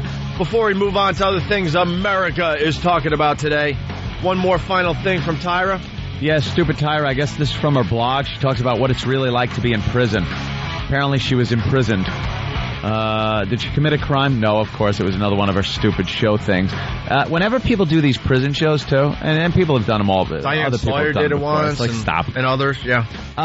There's no real way for a celebrity to go into prison and get the prison experience. You could take a tour of a prison. You could kind of, do it that way. But you know you're leaving, first of all. You know that you're protected. You're not going to get shanked. So you're not getting the prison experience. You leave anytime you want. And Tyra, I'm sure it was even more innocent. But she talks about it like she was locked up. I did an episode about being locked up. I actually went behind bars at the California Institution for Women to understand why more women were being incarcerated than ever before. maybe they're committing more crimes. And she has to say things like, the place looked like a college campus, and I had to keep reminding myself that by no means was it a university. There were murderers housed there. And then, as if we didn't know, this place was no joke. What? Really? I thought prison was a joke. Then there's a whole paragraph on how everything there smelled. She says, I couldn't tell by watching the show. You couldn't tell. But the smell at the prison was not pleasant at all. Didn't smell like a fine perfume. Does she know anything about smell? Smell, probably not. For the people in prison, they don't even smell that anymore. For most people are used to some kind of bad smells. I bet she hasn't smelled anything bad ever. No. Except when she sits down on the bowl, perhaps, after eating. After a nice buffet. Watches her own dailies. The nonsense she's been doing. Stinks. She was in prison, and then gives a little message. If you're thinking of doing something illegal, don't. Thanks. Stop and think. These women were just like you. They weren't born convicts. They all had a choice. They chose to break the law. And that choice hurt them, somebody else, and now they're paying for their crimes. But the thing that she says, I say it once, I'll say it again. Prison is no joke. It's a living hell, and it's a hell that I pray you never have to experience. Love, Tyra. So what she's doing here is helping us. If she wants to get... I was ready to just go out and rob a bank. If she wants to get the prison experience, she should have one of these in prison. Panty party! Yeah! Panty party. Oh, yeah. In the laundry room. Oh, yeah. With brooms. Anyway, so a lot of attention today. Steve, opieandanthony.com, got all the articles and all the links to... Any new ones since we last talked to you? What we have up so far is Best Week Ever, Us, Perez, and Defamer. That's very good. Quickly, also, we have some statistics that were culled by our own Travis. Oh, boy. Yeah. This isn't going to be accurate. I have no idea. Obesity and anorexia. Yeah. We're talking about how they want to ban anorexia from models from the runways because it's influencing young girls to try to imitate this body style, which is dangerous to their health. Meanwhile, fat women can be paraded around and made heroes and say, I look good. I know, I'm this big, but it's sexy. And no one ever calls them out on it because they, as Jim said, will stampede you. Stampede of fat women. But here's some of the, I hope, facts that were gathered by our own Travis. Obesity contributes to, and I guess this is just obesity, not just pleasantly plump or other problems that give you heart problems or stroke or something like that. Obesity contributes to 300,000 deaths a year. Directly contributed. Wow. In the U.S.? Attributed to, yeah. Or worldwide? U.S. U.S. Because I would gather that no one else has anorexia around the world. Obesity. No, I mean, for the statistic on anorexia to be in line with the obese one, I've never heard of another country that has anorexia. Africa. To tell you the truth. Yeah, unintentional, involuntary anorexia. 300,000 deaths. I guess that would be diabetes, heart attacks, things that obese people get. Anorexia, 1,000. 1,000 deaths a year from anorexia. 300,000 from obesity. So I really think banning fat people from the eyes of children. How about parents that are fat? How about they have their children taken away because they're showing? I think the parents are more influential than a model on a runway. And they fatten the kids up. They never make kids. They never tell kids to make yourself throw up, lose the weight. They fatten kids up though. They contribute to the obesity. Yeah. And we don't care what type of. Hey, I don't care. I don't care. But when you're trying to ban anorexic models, the real problem is obesity in this country. Yeah. Anorexia. Media is just so screwed up.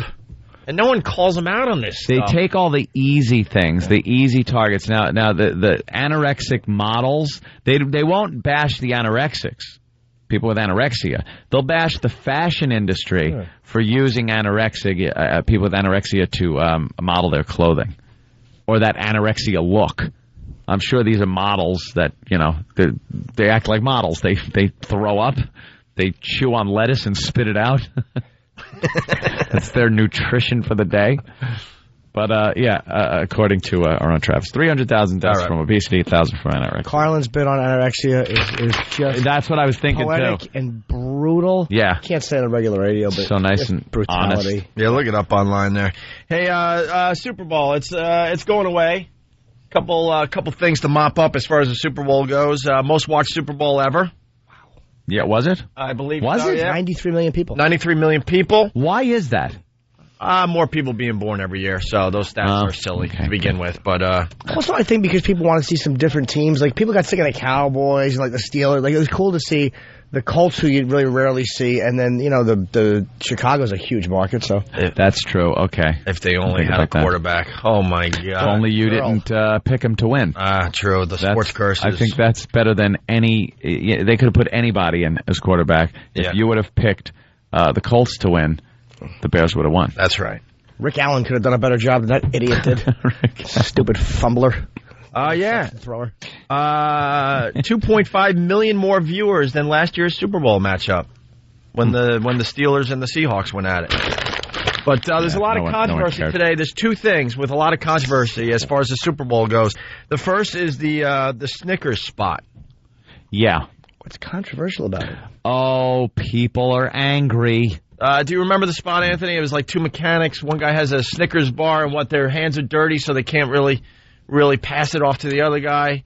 And it's something you want. Sharing it, yeah. And it's something you want so bad that you're willing to take a bite as it's in another man's mouth. So, one guy had half of it in his mouth, and the other guy went up and grabbed the other half, and it looked like they were kissing.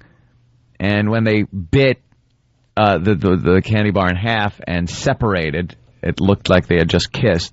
They started doing things to prove their manliness, like ripping out their own chest hair and doing things that kind of made them look more manly. Wow. Who's mad? Who do you think would get mad at something like that? I'm going to guess it's either a gay group who says that you shouldn't portray it as a shameful act, or... Oh, it is them. Okay. Yeah. Give it right to you. Who else? Who was your second choice? Parents Television Council, or one of those disgusting organizations, because they might have been saying something like that implied some type of homosexuality. Yeah. Bad. Well, here's the story. Yeah, so they're ripping out chest hair and stuff, saying, "See, we're real men. See, that was just a mistake." Blah blah blah. It was kind of funny. One of the funnier spots, I guess. Yeah. Not everyone kissing up to those Super Bowl ads, especially this one. Snickers parent company Mars pulled the plug on its ad showing two men eating a candy bar and ending up in a lip lock. The maker came into criticism that the ads are anti-gay because after the kiss, the men react in violent disgust. The company's expressing regret for the ads and promises to never air them again. Oh, God. They folded. Can I tell the gay people something? Can I tell the gay community something here? When straight men think about kissing another straight man, it is disgusting to us. It is repulsive, and as I said earlier, very funny. But it's something that we do have this... She said it was a violent reaction of disgust and stuff. Yeah, that's how we react. That's a natural reaction. Straight men, like if we were ever put in that situation, that's how we react. Sorry. It's not a hatred to the gay men who enjoy doing this. It's our own feelings of disgust over that act being taken by two straight men. And over the years, we've had gay guys on our show doing horrific things. Oh, yeah. Remember Gay Marco? I'm just thinking about this the other day. Can we air this on XM, by the way? XM, yeah. We can't air it on regular radio anymore because the rules have changed. We did that on regular radio. For the Britney Spears tickets? The old days. The Peach, right? Yeah. Yeah, we had a gay guy. He had to do something with a girl to get Britney Spears tickets that he would never do with a girl, if you know what I mean. Yep. And he was so disgusted, just like, straight men were, if they were to do what this Snickers commercial showed. He was disgusted, going, ew, that's gross. Just proving your point that it works both ways here, Anthony. Yeah, the gay community has to realize that straight men find the thought of having any kind of sexual encounter, no matter how innocent, with another man, it grosses us out as much as it does you, having sex with a woman or having some kind of a relationship like that sexually with a woman. My problem is more so. Mars just folded. It's like they fold. You understand, like your product. It's not a bad product, but it's like it's all sugar. How about the next commercial they have, so they don't offend anybody? Is just a guy like who's got diabetes and both of his feet have been removed and he's eating a Snickers and it says not going anywhere for a while. By the way, Jimmy, I got to help you out a little bit. They weren't in the slogan. They were sort of bothered with the Snickers commercial, but it was okay to them. They're like, this. But this is the real problem. The website said you ain't seen nothing yet. It's going to get sexy. It's not a Snickers next time? Yeah. They took issue with the now down Snickers sites showing the reaction of 3 Bears and 2 Colts players who had watched the ad. Here's the latest thing. You get a commercial like this. We did the same thing with some of our commercials for our radio show. You got the actual commercial that airs on TV. Then you go to the website and you see some alternate endings and stuff. Yep. And one of these things you could have seen on the website, but they took it down because they got scared, was the reactions of 3 Bears and 2 Colts players who had watched the ad. What was it? Right? Of course it's going to be.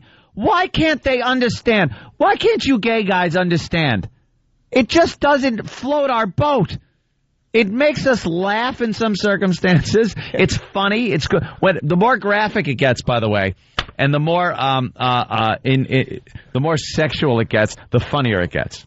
Gay sex. Sorry, it just is. Yeah, we talked about that. And the romantic part of it, like you could watch footage of 2 gay guys having sex and laugh. As a group of guys, that's what was happening yesterday. And the office, we brought it up earlier in the show. What can I tell you? Listen to the replay later. It's funny. But when it gets romantic and there's hugging and kissing and Brokeback Mountain type stuff going on, we kind of recoil and go like, oh, God, no, don't kiss. Yeah. Yeah. It's just, that's how it is. And you're not going to change that by complaining to a candy company about its commercials. Well, they also had a problem with the 3 alternative endings to the spot. Let's see. With one in a row with a poodle and some broth. Alternative ending. Oh, okay. As far as the Bears and the Colts players go.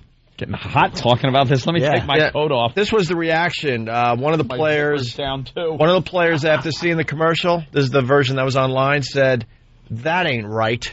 And a second made a face twisted with disgust. Of course. What do they think? And then, of course, these guys are role models for kids, and they're telling America's kids that 2 guys kissing ain't right. Well, it's just to us. One of the alternative endings had a 3rd guy approaching after the close encounter. Brushing his hair from his eyes, he asked, "Is there room for 3 on this love boat?" See, that's inclusive. In another, instead of pulling out chest hair after the kiss, they drink motor oil and antifreeze. That's funny. But children might drink But they got scared and they got rid of all this. This is stuff you could have checked out on the website yesterday morning. And can I add to what you said? Because you made a good point. You didn't stress it hard enough. You said that this doesn't float our boats. Not only does it not float our boats, it certainly doesn't make us want to take our boats and drive them into the mud.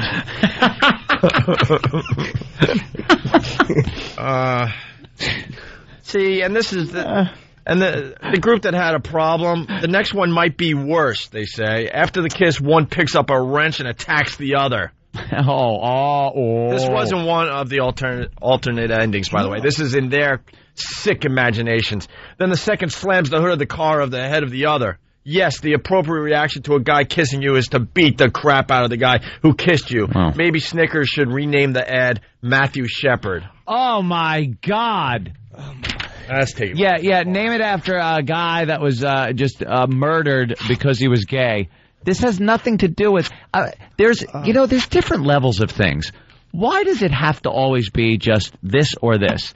It's either you find it wonderful, you smile, you like they expect men to sit there, straight men to sit there, watch that commercial and smile and go, that's nice. And then have the guys kiss and share and share their Snickers bar and have no problem with it, and then everybody just to go, yeah.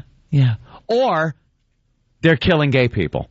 There's nothing in between. There's no like physical, psychological reaction that a normal heterosexual guy would have, which is, because you just think about it and it's Yeah. That's why we're not gay. The reason you're gay, that's why we're not gay.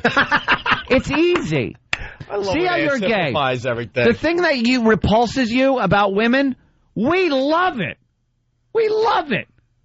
And you're disgusted by it. That's how we feel about you guys when you two get together. And you guys like honey spiders. We're disgusted by it.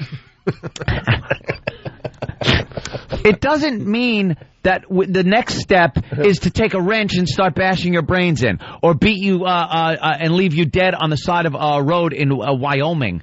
It doesn't lead to that. It's a natural reaction to be disgusted by that as a straight man. And calm down, or I'm going to have to make you happy again. Please don't. How great would it be if they did name the ad Matthew Shepard just to show them who's boss? That'd show them. Wouldn't that be fantastic? Let's say hi to John. Packed with peanuts and broken bones. Let's say hi to John in New England. Oh, my God. Hey, no. Those, I'm sorry, that manipulative nonsense. It is manipulative. Yeah. Absolutely. It's silly. All right, we got a gay guy in the line. This is very rare for the Opie. What are you doing tonight? Steve C., where are you? No. Steve C. What's that? Hello? Yes, I'm calling from the other room. I mean, I'm calling from Jersey. Try to disguise voice. Yeah, I am a gay man, and I am not. Hey, John? Hey, I have something to tell you. Yes, my name is Peter. Travis, I'll be with you in a second. I was just... John, what's up? Yes, sir. Oh, nothing much. First of all, it's Nebraska. Okay. And, second of all, I don't see that big deal of... Wasn't it Wyoming? I think Wyoming. Matthew Shepard? No, he's from Nebraska. I said New England because, Oh, and he is Nebraska. All right. Okay. Could be New England. Yeah, I don't... No, New England's not... I thought we were in quadrants, just northeast. All right. North. I'm from southwest. All right, what's up? New England's like an area. It's like the Golden State. They like to group themselves together, those 3 states up there, 3 or 4 states sometimes. Go ahead, John, All right, from John. Nebraska. Yeah, I don't see what the big deal is, why everyone's making such a big deal of it. I'm a gay gentleman, and I don't care. I think it's funny. It's like everyone needs to loosen up. Yeah. Oh, you thought the spot was funny? Loosen up. That's your first step. I'd imagine you're pretty loose at this point. And there was no hateful intent. You know what it was about? No. Just guys because the guys were reacting like idiots. It's not like they were having a really rational, angry reaction. They're just being dopes. All right. Yeah, I've been listening to you guys for 3 years, and I think all your gay stuff's pretty funny. Do you understand the fact that straight men find gay guys being romantic with each other, like it puts us off? Yeah. It just does. But that doesn't lead to, break out the baseball bats. Yeah. Yeah. Thank you for understanding. Personal is to just keep everything to the bedroom, not worry about it. Yeah. It's sexy. Yeah. John, are you a power bottom? Of course. Power. Let me ask you a question. Power. Are you a sloppy party bottom? No. All right. I'm also one of those people who like to dress up in the mascot costumes, you know? Are you? Yeah. What's that about? Furries. Oh. Yeah, it's actually pretty fun, you know? It's like you get to pretend you're something that you're not. Like you get to pretend you're a lion. Like the pride of Dad's eye. All right, thank you, John. We got to let you go because Billy from Union is very mad. Billy, what's up?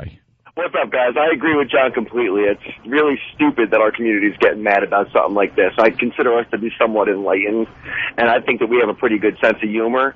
And let's face it, the Super Bowl is not really geared towards the gay viewers. It's like the playing on an ad of like 2 women kissing during the Tony Awards. Why, why are people getting mad about this? Why do people get mad? They don't get upset about girls kissing, but get upset about guys kissing, right? No, that's not what I'm saying. Oh, okay. What I'm saying is, I think he's sorry. I was half listening and reading. Really agreeing with us. Are you agreeing with us? I'm agreeing with you. Oh, okay. Thought I was going to have to yell. Super Bowl. Guys are gonna get grossed out by it. Right. It's a football game. Give me a break. It was a funny ad. He's saying don't gear like 2 guys kissing like they're. Of course, he's like that's like watching 2 women kiss during the Tonys. It was like he's just saying that's a gay show. And, You're right. Honestly, I thought it was kind of hacky because that bit's been done so many times. Planes, Trains, Automobiles, with John Candy and Steve Martin when he realizes that his hand's not under a pillow or something. 2 pillows aren't pillows. And then they jump up and have to, you see the big game? Yeah, that is really hack. I mean, that bit's been done a million times, but Yep. All right, Billy, thank you.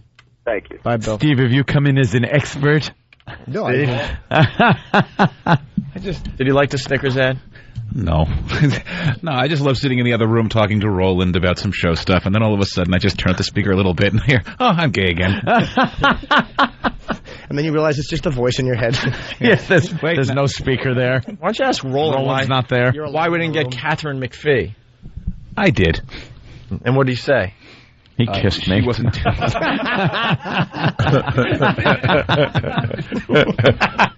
Yes, it was a long makeout session. See, that was our out. Hey, can I ask? See. We should have got one of those gay guys. I'd love to talk to a guy from the group who said that about Matthew Shepard. Like, dude, how do you justify that? Yeah, We tried, actually. That's Yeah, the guys are exploiting. That's exploiting Matthew Shepard 8,000 times worse than the commercial ever even did, and it wasn't even intended to offend. But to then bring up his name like as the martyr, and you're going to now use his name, that's awful. That guy should be anything you do to him, he'd enjoy. So, is Howard off today? Because people are listening to us that usually don't listen. I just want to know. It's the Just Opie and say Anthony. probably. Probably? Yeah. Or maybe he's boring. Maybe he's just doing more sex talk. I was laughing because I saw you ready to go to break. Oh. It's the Opie and Anthony Show. The Opie and Anthony virus.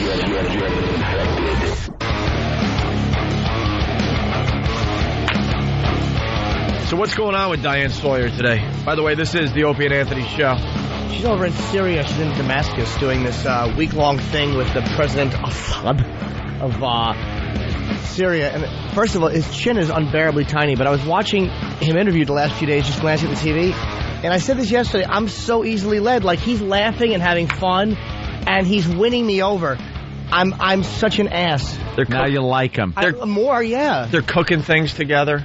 Yeah, they're doing a cooking-eating segment. What a genius PR move with this the president is of Syria. Because they're radical, man. It's like one of the axis of evil or something, you know. They're naughty. And he's dressed all in nice Western attire. He's in a suit.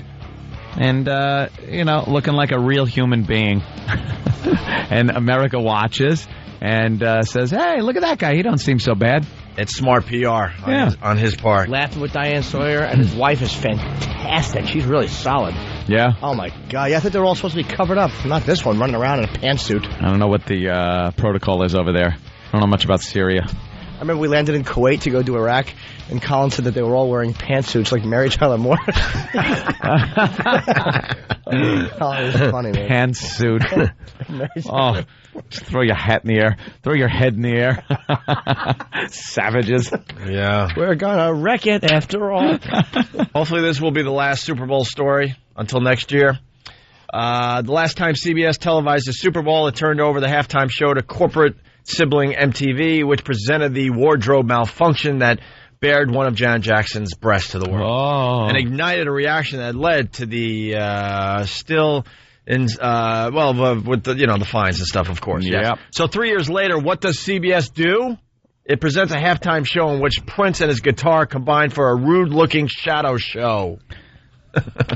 Yeah. Are they reaching here? They are totally reaching. Prince put on a great show despite conditions that made Purple Rain an all-too-appropriate song choice. Because it was raining, but it wasn't purple. It was still just regular water. I think he just wung it up there. I don't really think he had anything planned and just decided to play guitar for everybody. He made the crowd happy. Well, this is like some of his hits. This is the problem that some people are trying to make a big deal. During that number, though, a billowing sheet of fabric was raised above him and lit from behind with spotlights so that his shadow loomed very large. Ooh. Unfortunately, so did a devilish appendage at the bottom of the body of Prince's custom-made guitar. Yeah. The guitar looked like a you-know-what. Yeah, sure. Part of Prince's personal, all right, whatever. So it just goes on. Yeah, all right. It was a silhouette that some are perceiving as his, very, very large and devilish. Phallic symbol. Yes. What a guitar, just by its very nature, if you are playing it and silhouetted, you don't play it with like a harmonica. It's not like it looks like a guitar's through his head. It's going to look like that. Isn't it? I mean, you play it, your guitar slung down a little low. I think he did it on purpose, and he knew exactly what it was going to look like as a shadow, and he didn't give a crap. Yeah, and neither should anyone else. Is some busybodies trying to make some of this? Busybodies. Well, it made Alison Stewart's little TV show last night. Did it? Yeah. Why didn't she call us for comment? I don't know. She was filling in for Keith Olbermann, who we're ever being called back. Who I enjoy. But here's Alison Stewart last night talking about this. So did Prince get away with something here? The cheeky devil? Absolutely. He pulled out the guitar formerly known as Phallus, and he did a Daniel Radcliffe. Oh, by the way, this is Michael Musto. Is this guy... one of the talking heads, one of the, quote, experts they brought in to discuss the halftime show with Prince. And is he that big square-headed guy with the big, dark, rimmed glasses? He's like, whenever they need a gay guy, they get him. Yeah. Michael Musto? Yeah. Musto. You know him if you I saw him riding his bicycle around town. Every so often you see him riding his bicycle. Don't go to break. That was just that was a good one, though. That was a good one. Hey, who swallowed that? Michael must have. So did Prince get away with something here? The cheeky Absolutely. devil? Absolutely. He pulled out the guitar formerly known as Phallus, and he did a Daniel Radcliffe. I mean, that was the biggest thing I've seen since Kevin showed his bacon in the movie Wild Things. Could this guy throw in any more crap? That's a picture of him there, Jimmy, if you want to since Kevin showed his bacon? Yeah, this is... he did a Daniel Radcliffe. Hey, Kevin showed his bacon. Yeah, the audition formerly known as Phallus. Any other jokes I could think of? Oh, shut up already. It's like Al Franken, this little fruit. Yeah. Kevin showed his bacon. I wish it was Brian Cox he was talking about. So what's a Brian? Phallus, and he did a Daniel Radcliffe. I mean, that was the biggest thing I've seen since Kevin showed his bacon in the movie Wild Things. It almost poked my eyes out, and I was sitting at home watching on TV. I was at a friend's house, lots of kids in the room. What? Oh. Why is he She was at a friend's house. Is it possible for it to poke your eye out if you're watching on TV? At home? No. Very rare occasion. But he said it almost happened even though he was at home watching it. Oh. I would like it wasn't further. It wasn't even in 3D where he was pushing it toward the screen. It was behind a sheet. Right. Oh. Well, the sheet hit the fan. He's awful. Oh, at home watching on TV. It's puns. I have to tell you, I was at a friend's house, lots of kids in the room, me, about 10 boys ages 9 to 13, right in that hormone time. Couldn't stop laughing, every one of them. They turned them all gay, I'm pretty sure.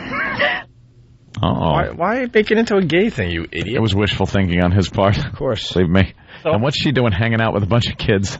Yeah, no kidding. So, kids are laughing at that. So? Yeah. Who cares? Yeah, me and Mike, I was at Michael Devlin's watching the game. It was nice. It's like, that's kind of like, that's like potty humor to little kids. It is. It's like whatever. And then they move on and go play their video games. That's a prime example, too, of the Janet Jackson thing. Like, a room full of kids would be laughing at that. It wasn't one of those big moments where it's going to destroy humanity. Jeez, just relax, everybody. It's so tense. The Janet Jackson, we've said it a million times. Most people didn't even know what they saw. It happened so freaking fast. We only realized what we saw when they slowed it way down on the news over and over and over again. The news was the real problem. And that is something that is, and they did it under the guise of we have to protect our children through the family. You know, this is a family thing. We got to show you what CBS did, so they slow it down. Are you kidding me? Yeah. If they just let that moment go by, no one would have cared. Meanwhile, you know, we watched Flaming Towers fall down 8,000 times for all of your children to enjoy, to their horror. But, you know, a little boobage with a pasty type thing on it was going to destroy the earth. And now someone's trying to make trouble with this. Well, yeah. With a silhouette of a guitar behind a sheet. Yeah. We're just done. Stupid. We're doomed as a nation if we continue on this path. And finally, this is just another great story. Just a great story. Has this ever happened before? I'll play the news story really fast. I got to hear it first. I was just going to randomly guess at things. All right, go ahead, guess. No, it hasn't. I would say no, too. Okay. Orlando police have arrested a Texas Astronaut, saying she tried to kidnap another NASA employee. Orlando police say Lisa Nowak drove from Texas to Orlando Mars to confront Colleen Shipman about a relationship with a fellow astronaut. Both women appear to be involved with the same man. Orlando police say Nowak waited at the airport for Shipman to arrive and then attacked her with pepper spray. Shipman slipped away and called police. Nowak faces 4 criminal charges, including attempted kidnapping and vehicle burglary with battery. Gotta love it. This is like white trash stuff, and it's happening. It's happening with It's happening with astronauts. Yeah. She was also wearing diapers for the ride. Yeah. She wouldn't have to stop because they wear diapers during takeoff.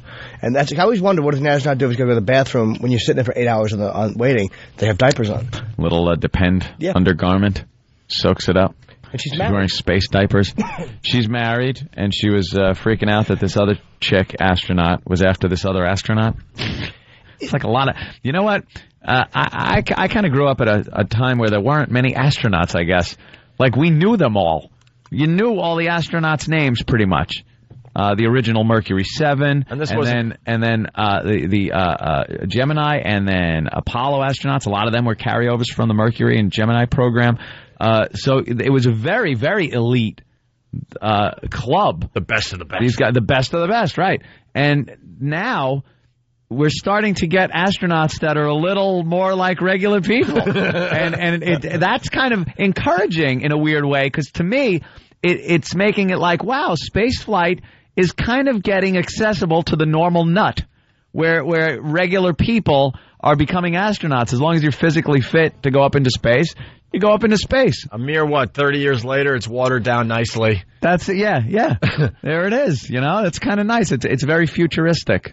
But it's like even as an astronaut, when you come down to it, you're just a nutty bitch. Yeah. It's like you're an astronaut, you've flown in space, and when all is said and done, you put on diapers because you're a nut. I just thought they lived the pure life, Yeah. But it's happening with astronauts, too. No, it's everyone still has that image of the astronaut like they did years ago.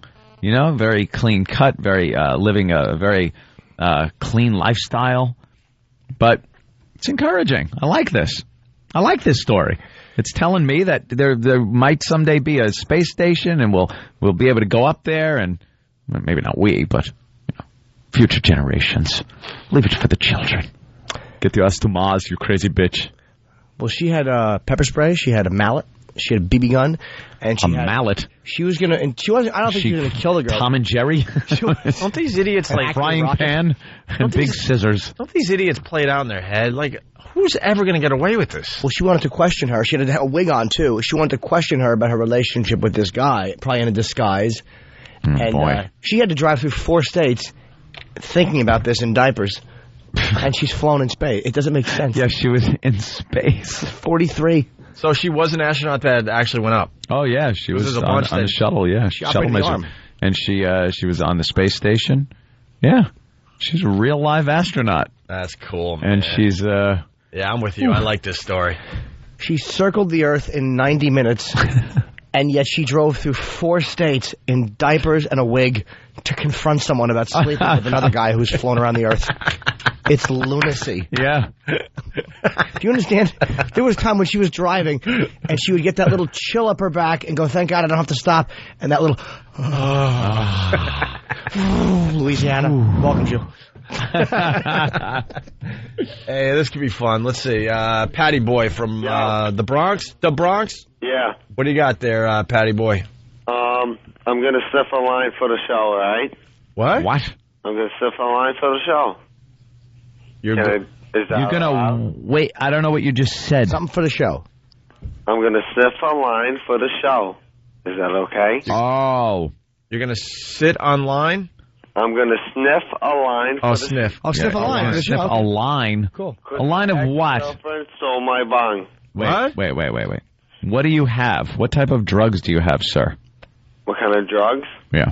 Whatever you want. I don't want any. I'm asking you, what type of drugs are you going to snort a line of?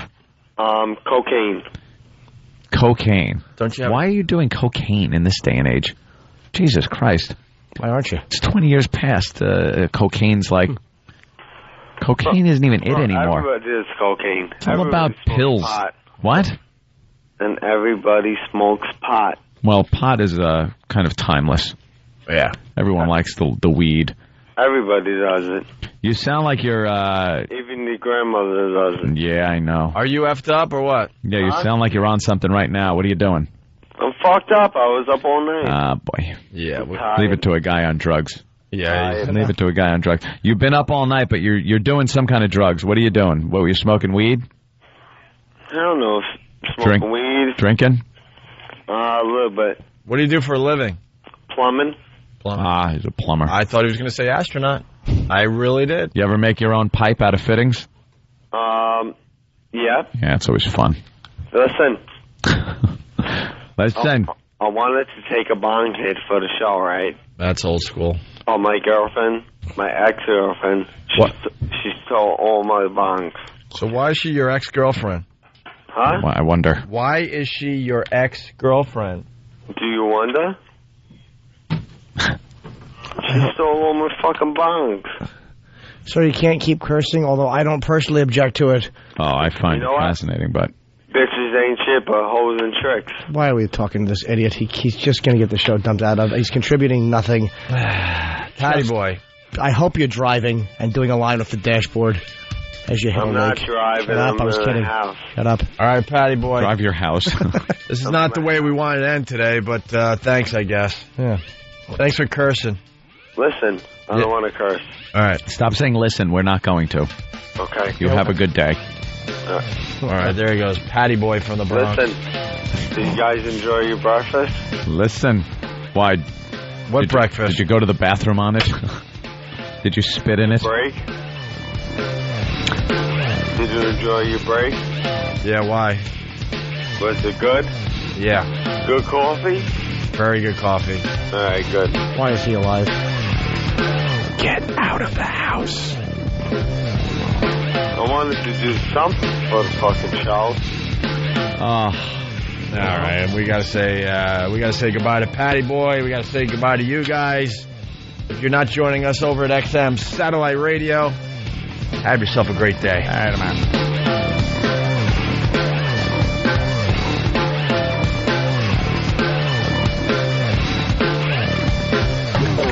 It's the Opie and Anthony Show.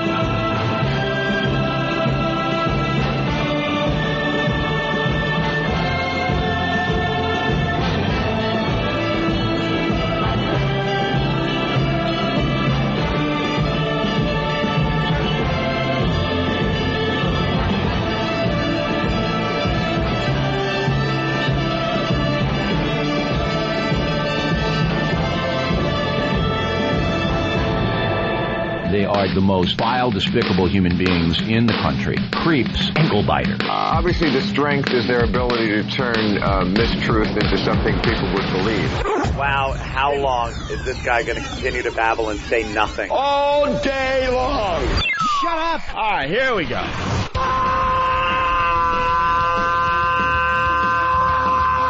Welcome to the Opie and Anthony Show. It's worse than I imagined. That's terrible. I'm sorry. We are a bunch of dopes. I think we're lewd. And we're probably pushing 20 arrests because of this radio show. Out of touch, cornballs. 3 retards. We have the effect of Tylenol PM.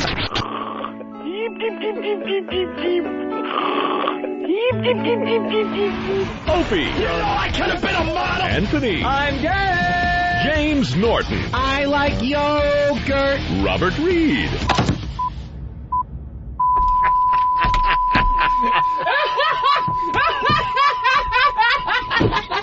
But enough of this palaver. Let's get the show on the road. Let's.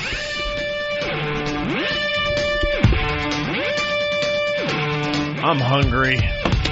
Are ye? I'm very hungry. It's the second half of the Opie and Anthony show. Still got lots to do today. I gotta spit out me gum. Yeah. Show a little gum for the walkover. A walkover is just brutal. We ditched a couple of fans over there at 92.3 over at the FM station. There were a couple of fans waiting out front. And, of course, we're all bundled up. It's freezing fuck cold in New York. So I had my hood up. You did, too. Everyone did. Everyone was all covered up. And we all came walking out and walked past them. And Kenny tells me once we get here, he goes, you know those 2 fans? They didn't even realize you left. They're still standing there. I thought maybe someone would have told him, like, we're just doing a very quick walk because it's freezing. I feel bad. No one told them, so they're just standing there. Usually we hang and have a lot of fun out there. Yeah, a little chit-chat, but not today. By the way, we'll bring back the walkover somewhere, probably... June. Yeah, right? Probably late March. Yeah, when it's nice. And people are bitching and complaining, but first, it's too cold out there, yes. And second, the bit needed to be rested. You got to rest these things from time to time. Oh, you did not like the Mike Tyson bit? I was listening here laughing at the shit we used to get away with. Holy motherfucker. Boy, did we used to... I said, you limey twat, and... Opie goes, you can't say twat on the radio, and I said... Oh, yeah? Twat, twat, twat, twat. If Popeye could say pusky, I could say twat.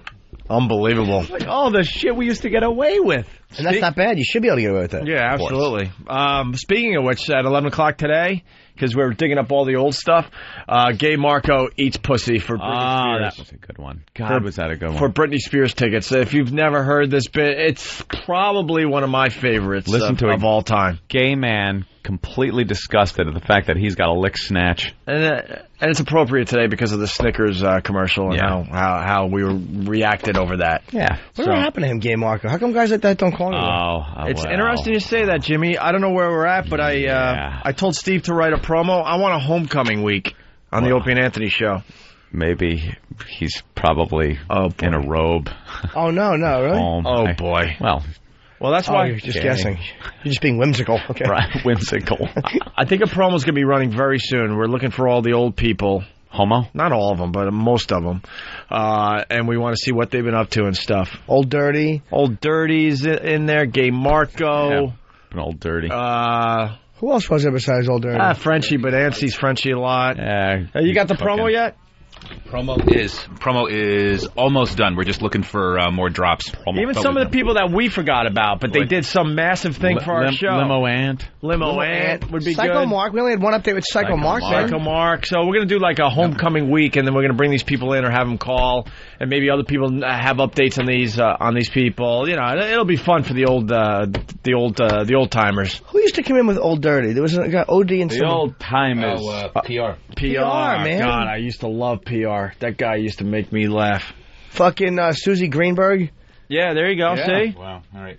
So Steve's going to remake it now. I know her. Steve's going to make a promo. He's going to try to get these people emailing and you know, and we'll get a hold of them and we'll get some updates and stuff. And maybe they become stars again. You never know. Who was the hot chick that everybody wanted to bang? Rebecca. Yeah, Pink Nips. Pink Nips.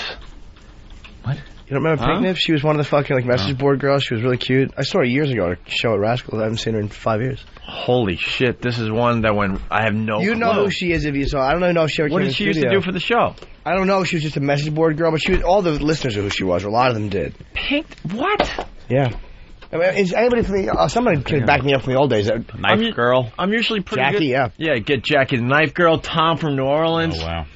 That would be good. Yeah. See. So some of the listeners would be able to help. Jamaican Mike, of that course. Fucking yeah, but his massive fucking cock. Dan from Hoboken.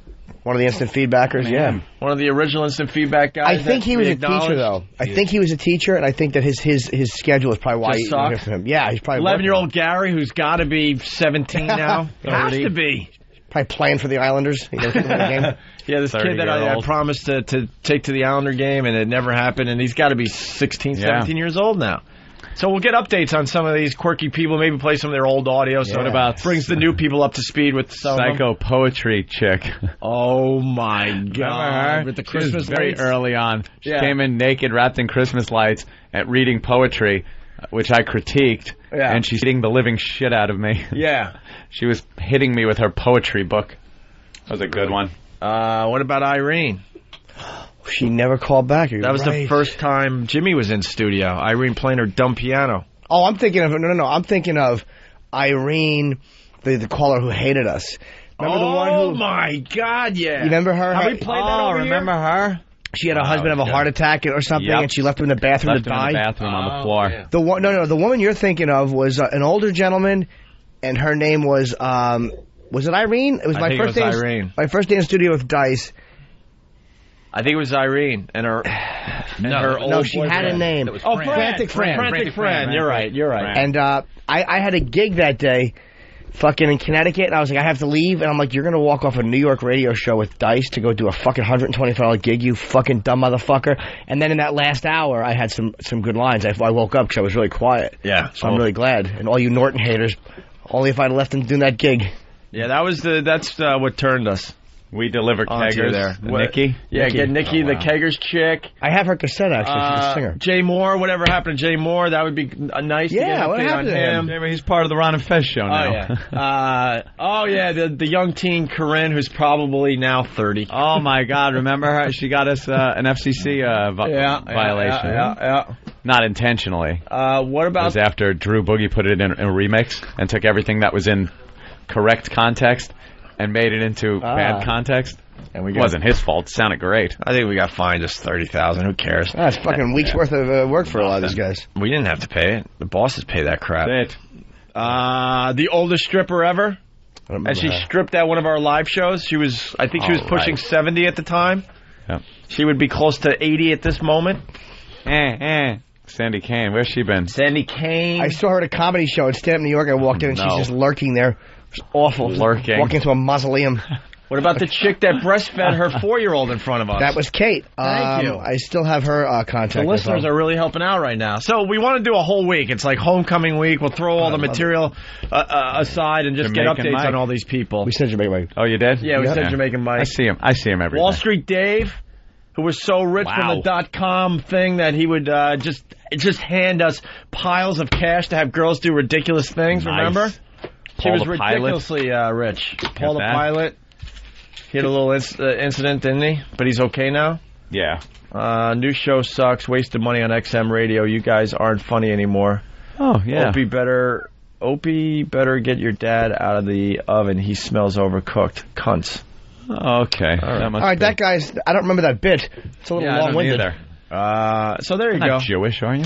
Did the guy leave his real name? No, of course not. Why would he? He's a pussy. Well, who else? There's plenty of old people fucking... PR, I totally forgot. The fat chick... Geez, on this show? That narrows it down.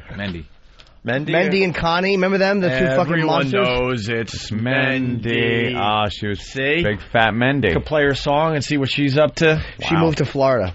Yeah. Yeah. Paul Mercurio, Yeah, Paul I still it might see. Be time. Yeah, I think it is. I still see Paul at the Comedy Cellar, and he wants to have a heart-to-heart, and I got no more, it's like I had a resentment for a while. I was angry. Yeah. And I was open with him about it. I told him I was angry. And it could be time to man. Paul on and see what discuss. he's been up to. Whatever happened to Anthony's daughter, Lynn? Remember that? Oh, my God. Remember her? Jesus. She was the one that would call up and say that I was her father, and she was lunatic. She was a loony. All right. Wheelchair Fred, we haven't heard from in a while, even though he's kind of Wheelchair Fred. Wheelchair Fred. Who was on the new show, but... Yeah, we'll get an update from him. Drudge Jr.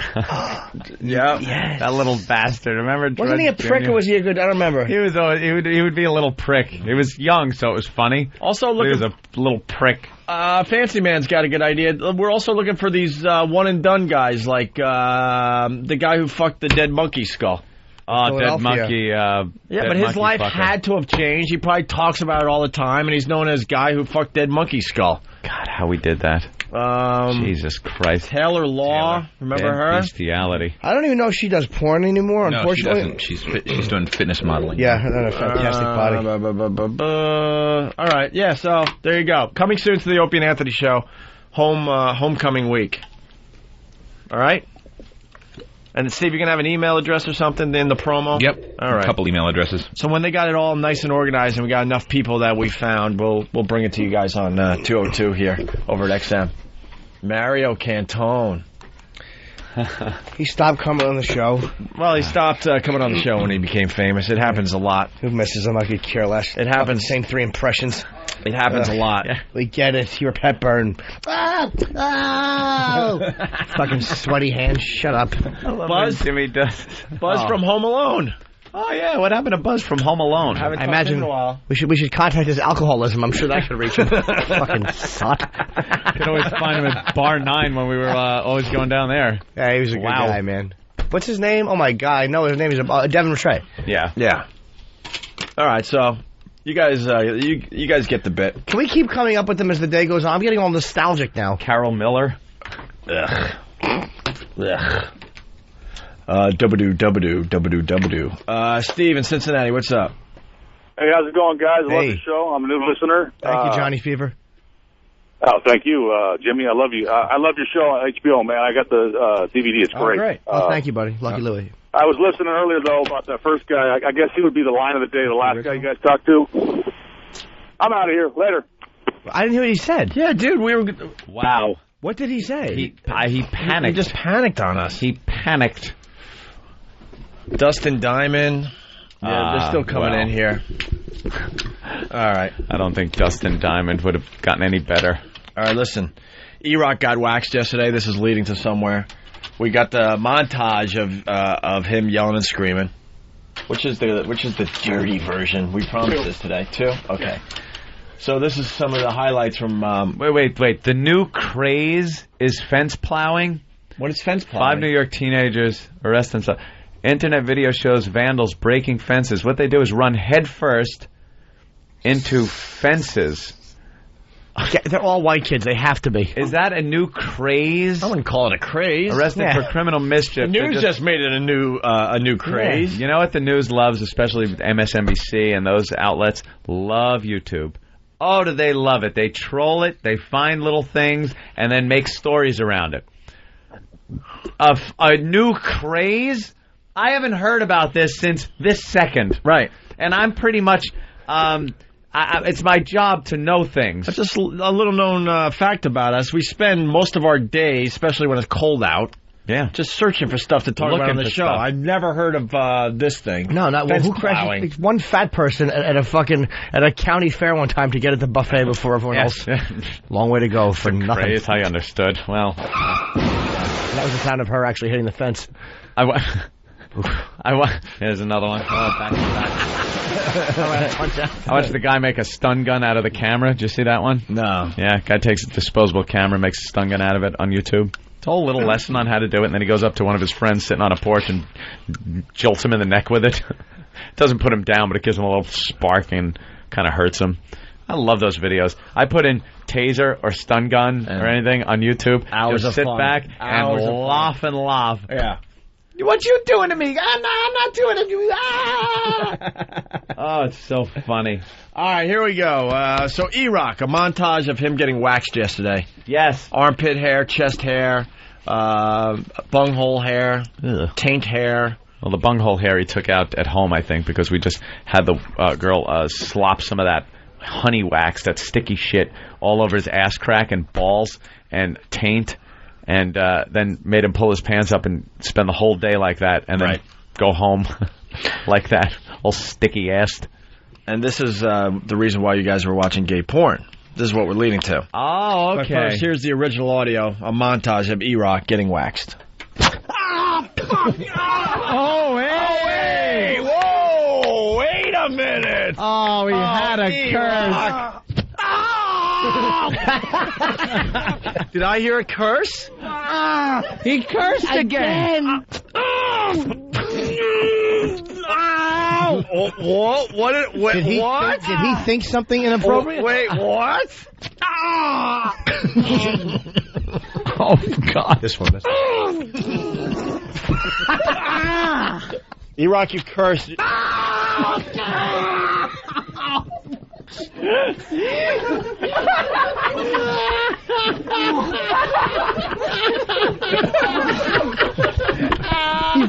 fell off the toilet. Wait, can we rewind that last one? Is it possible to rewind that last one he did? Yeah, why? Because I want to know how to make that a ringtone. Just that last one he did is such a perfect phone ring. Yeah, speaking of, where's Danny? I want the Steve song as my new ringtone. Sorry, Jimmy. Steve song is fun. Sorry, but I got porn on my computer is over. Oh, that's all right, dude. I thought you had fucking balls to leave it on that long. Yeah. All right, yeah, I'll get to the Wait, how does that... Wait, can someone put a ringtone on my phone? Yes. Yeah, they're great. Ooh. Will someone do it? No. Of course. I'll give you $5. You're being punished. $5. That's right. And I'll show you not how to fucking button your shirt like a Mexican gang member. Okay. Danny, E-Rock's screaming for text messages. Okay. And my ringtone now is the happy song. Okay. What would that? Thank you, sir. What came up out of you? I've been sick for like 10 days. Wow. I'm still doing the Mucinex to get the water out of my lungs. Oh. I was kind of ebbing and flowing. Talking, and a big bubble of something came up. Opie. Here it is, Jimmy. The last one? It's somewhere around here. Oh, God. E-Rock, you cursed. He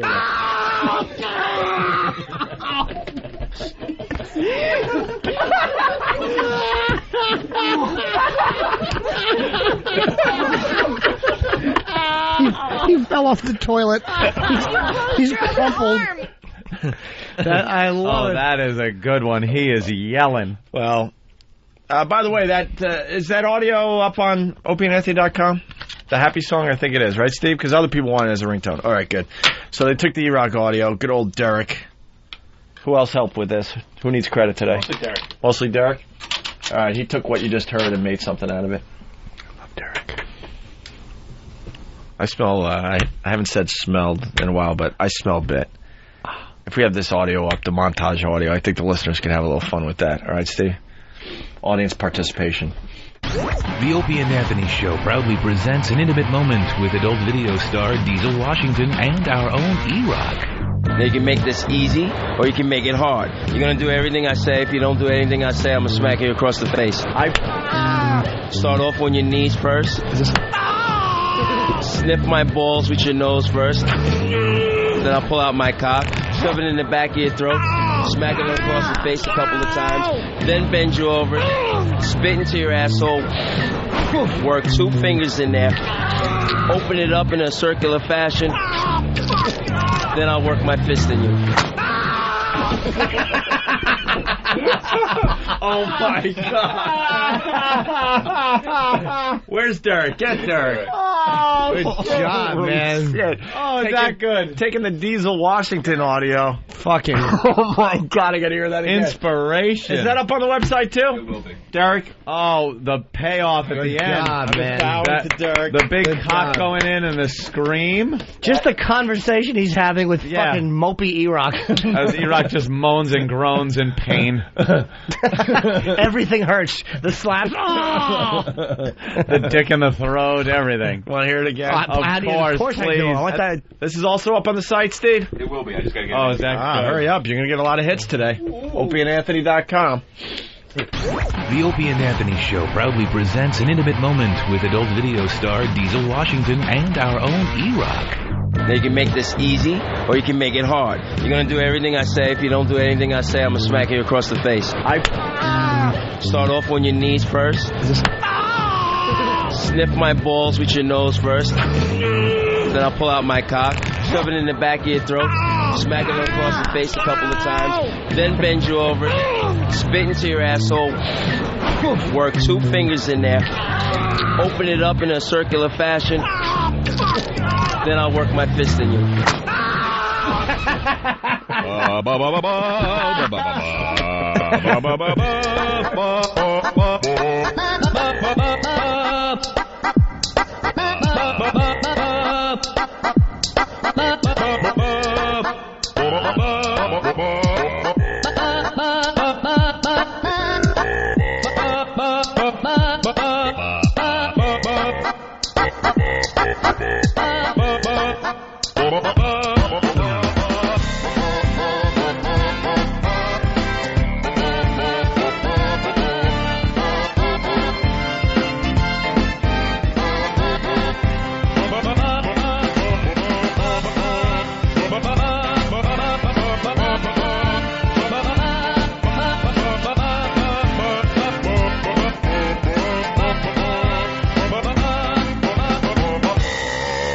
That's terrible. I'm sorry. Those 2 things we just played back to back, border on brilliant. Of course. That's Drew Boogie, of course. We haven't given him enough plugs for that piece of music. And then the E-Rock Derek thing, that's just amazing. That's great. The fist at the end. Why is Drew Boogie fucking having to still drive a truck? This guy, he's very talented, man. He should be fucking... should be doing something in his life. Well, he's probably lazy and shiftless. No, I think he needs a break, that's all. Hey, Drew's good, man. He's amazing. Yes. Jason from Rye, Dirk just moved up in the Employee of the Week standing. That's true. I say right to the top. Yeah, I agree.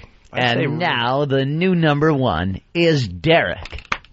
For his production skills on E-Rock Gets a Fist Up the Ass. People want to try to make their own, so Steve, hopefully we'll put the raw audio up there and then that example, and then others could have fun with that. Yeah. A la the Bob Kelly audio. A la. Allah. Allah. Allah, la, la, la, la, la. U.S. pilots hit British forces in Iraq. Yeah, yikes. We were watching this in the office before the show today. Eek. Pretty amazing. Little friendly fire incident that happened. This is like 3 days into the war. So this is a while back. But, I don't know. You can't blame the guys, but it seemed like there was a little mystery going on as to who they were shooting at right from the get-go. And then when they find out that they hit British troops on the ground with the A-10s, A-10 Warthogs, they're tank killers. Is that bad? Yeah, they're tank killers. It's going to leave more than a bruise? Yeah. Mm. And they found out while they were still in the air, almost immediately. And this isn't the fake movie pilot talk. This is relatively young guys in a war situation really feeling for what they fucking just did in honest language. See, stuff like this should be able to be played on the news without having to be bleeped or on that, because it's what happened. It's kind of like, you're not trying to... This is the last thing you're doing when you play this clip, is trying to titillate by using the F word and stuff. These guys were just scared shitless, very upset for what happened. And, that's what happened. How did they get the audio? Just part of all this shit's recorded. But just part of the case now? And they released it? I know it's recorded, but how did the media get a hold of it? 3 years old. So I guess they're... a lot of people kind of have it. Yeah. The British have it. There's like a whole thing that goes on over a battle zone that people don't even know. Like what? It's like there's planes that work as air traffic control. You can't just have fucking like warcraft flying all over the fucking place. There's actually AWACS that are above the battlefield that keep tabs on the planes. Let them know the altitude. They're constantly checking. They work as air traffic control for a war zone. Wow. How about that fucking job? Air traffic control is stressful enough. How about being an air traffic controller in a war zone? So they know where all American planes are? Yeah, they know by the transponders on the planes which planes are good guys, which planes are bad guys for the most part, and where they're going to avoid collision, where they're being sent, where the bad guys are, things like this. And that's their job, is to direct the battle and make sure they stay safe and don't have any traffic accidents up there. Do the AWACS have weapons on them, or just defense weapons only? It's all computers. No, they usually are escorted, but it's they're like old. They used to be old Boeing 707s. Now I'm pretty sure they use like old. They look like L-1011s, but I know they're not those. But they have those things. You ever see them? They got the big, looks like a flying saucer on top of them. Yeah. Playing with that. That's what it is, and it throws a whole picture of what's going on underneath it. So they have a military escort so that they're not going to get shot at. Yeah. I'm sure they're well taken care of. Do they have to make a lot of circles? And they fly really high. A lot of circles in the sky. Yeah, probably just like flying around over the whole thing as it's happening. How high? And then I would say probably up in the 30s. Yeah, probably up that, maybe even higher.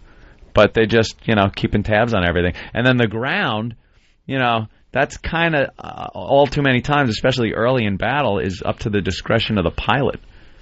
He's got to call in sometimes for clearance to fire. But when you're in a war like that and you're sent out to look for certain things, you got to make sure your target is your target. And these guys I think they kind of wanted to shoot something. Right. And they saw something that was iffy, but they were pretty sure it was the enemy.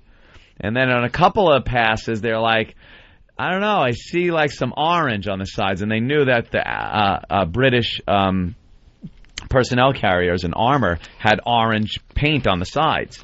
And like, no, there's no friendlies up this far north. And they kind of talked themselves into firing on these guys. And then they found out, oops, they were Brits. And then they get really kind of upset and pissed. And all right. Well, before we play the audio, can I just point out how I was talking to Anthony like he was my uncle? Like, but I mean, are they going to get shot too? How high were they going? Like I was just having a fireside chat with Uncle Ant. There are a lot of times where we just feel stupid in his presence. That's okay. I can't wait for the Anthony's wrong calls to come in. Let's just be honest with each other here. Might as well just look up and print out AWAC now, because somebody will call me an asshole. It pisses me off how smart he is. I just watch a lot of television when other people smart. are doing things. I do too, but I don't retain the knowledge you do.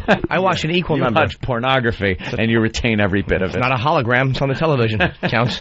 All right, here we go. The U.S. pilots hit British forces in Iraq. The first track here, Spot the Targets. Hey, dude. I got a 4-ship of the vehicles evenly spaced. That's something too. Like, it's like, hey, dude, you got 4 vehicles. Like, they're talking like young guys, which is what they are. But it's not like the movies, Right. I'm coming in hot. Hey, dude. I got a 4-ship of the vehicles evenly spaced along road going north. Look down at your right. 10 o'clock low. There's on your left 10 o'clock. Okay, look down there and go heading north along that canal right there. Coming up just south of the village. Evenly spaced. Where are we straight? No, further east, further west right now. And there's 4 or 5 of them right now heading up there. I don't have you visual. I'm at your the back of your 6-up factor. Okay, now, where's this canal going? Hit those F-18s that are out there. Okay, right underneath you right now, there's a canal that runs north-south. There's a small little village, and there's vehicles that are spaced evenly there. Autopilot. They look like they have orange panels on, though. He told me there's nobody north of here, no friendlies. I know, they're right on the river. See vehicles, though. Might be our original dudes. They had strafed something earlier. So he said, where we strafed? What's that mean? And the guy goes, no, like gone in with their guns, and earlier. So maybe they were thinking it was some of those guys. But then the guy said, I think I see some orange panels, which would tell him that it was friendlies. But they still kind of think it out. I think they're probably, since they strafed something earlier, they're pretty pumped up. It's a tough situation. Is the audio easy to hear? Yeah, for the most part? Yeah, you okay. can Were they understand shooting mean men? They were shooting bad people, Jimmy. Don't be afraid. They won't shoot you or good people. Do they shoot guns when they see Santa flying? No. Santa has a Santa transponder, which lets them know that it's Santa. But why didn't they just ask the men, are you mean men? Because we're supposed to shoot mean men. Why didn't they just ask them? Because the mean men probably wouldn't be honest. That's part of being mean, is dishonesty. See, that's why, Jimmy, you should never, ever lie. Couldn't they call them on the phone? No, there aren't any phones out there. Not to call like phones we have in our house. You know, like when you try to call the police when I touch you. I don't call the police. I just pretend, because it makes you touch me a little harder. Oh, God. Remember one time you thought I called the police, and you put my face in the pillow, and you said, I'll give you something to report. End scene. Well, I don't think I want to go any further. But I didn't want to kiss, and you put your hand behind my head, and you locked your mouth on me. Oh, my God. And you kept making this noise. I'm tapping. You win. Couple tap outs today, Jimmy. All right, here's waiting for shot confirmation. Sorry. Manila 3, is Manila 3-4 this area? Say again? Manila Hotel, is Manila 3-4 in this area? Negative, understand. They are well clear of that now. Uh-oh. Okay, copy. Like I said, multiple vehicles. They look like flatbed trucks. Are those your targets? That's affirmed. Okay, Let me ask you one question. What's that? And I'm waiting for a shot on that adjustment 4 meters north of the previous impact. Hey, tell me what type of rocket launchers you got up here. I think there's a rocket launcher. Hotel, your reception, say again? No, Hotel, fire your RD up that 800 meters north and see how we do. I'm standing by for a shot. They're getting the adjustment to the guns now. Copy. Alright, roll up your right wing and look right underneath you. I know what you're talking about. Okay, well, they have orange rockets on them. Orange rockets? Yeah, I think so. Let me look. See, they're not sure. Can you explain what's going on there, Ant?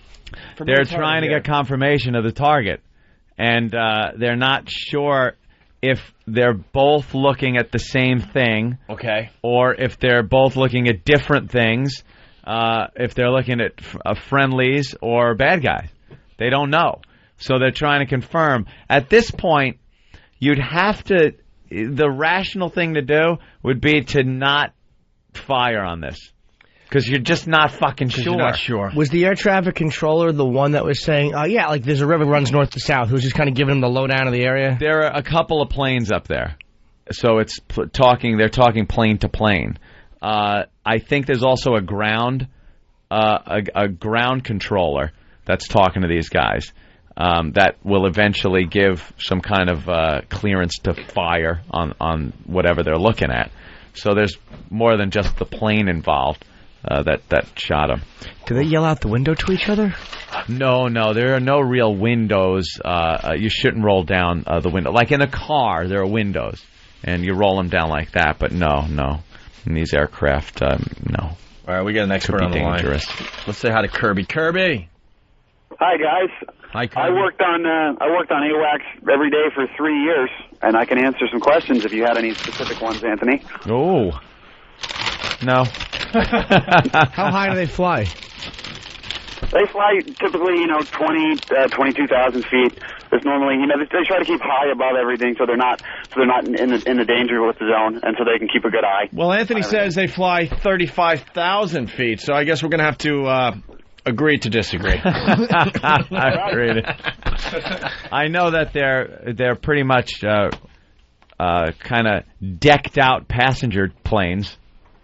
Right, they're old Boeing 707s. They still use those? From. Holy shit. Why the fuck don't they use something new? They don't need it. Their maintenance on those things is probably fantastic. God. Well, the technology in the planes is from the late 70s, early 80s. There's really nothing groundbreaking inside them. They're all very old, and they were talking about updates right before I left, but nothing too big. They don't even have mice. They have old computers with trackballs and very, very primitive display systems. But, I mean, it gets the job done. It does everything you need it to do, so why upgrade? Used to see him years ago flying over, like, Long Island and stuff. You used to actually see him during the Vietnam War.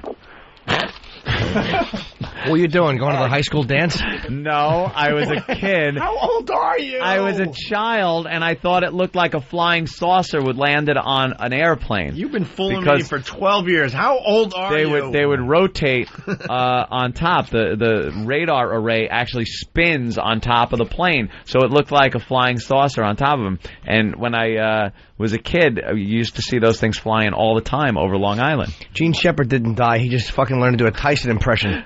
I like the callback. Dog shit sniffer from Woodside. The audio, with them trying to figure out, if it's a target or not or whatever. He writes, "This is like Jimmy cruising for trannies. Not really sure." Yeah. Yeah, it's wearing an orange. It's, I don't know, I'm cruising by again. I'm going to take another pass. I see, is that a big back? If you got problems identifying this, go around another pass in the Saturn. Roll the it should be right under your left window. Roll that down and take a look. Roger that. I'm looking, and I don't see a bulge in the front. I don't see a bulge. Roger that. How about an Adam's apple? Any Adam's apple? I'm gonna have to spin around and take another look, but I might just have to pick this one up. I think I'm just gonna go with the pickup.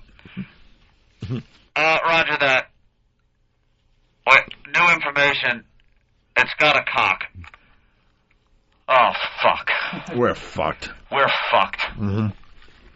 I gotta wash man smell off of my cock.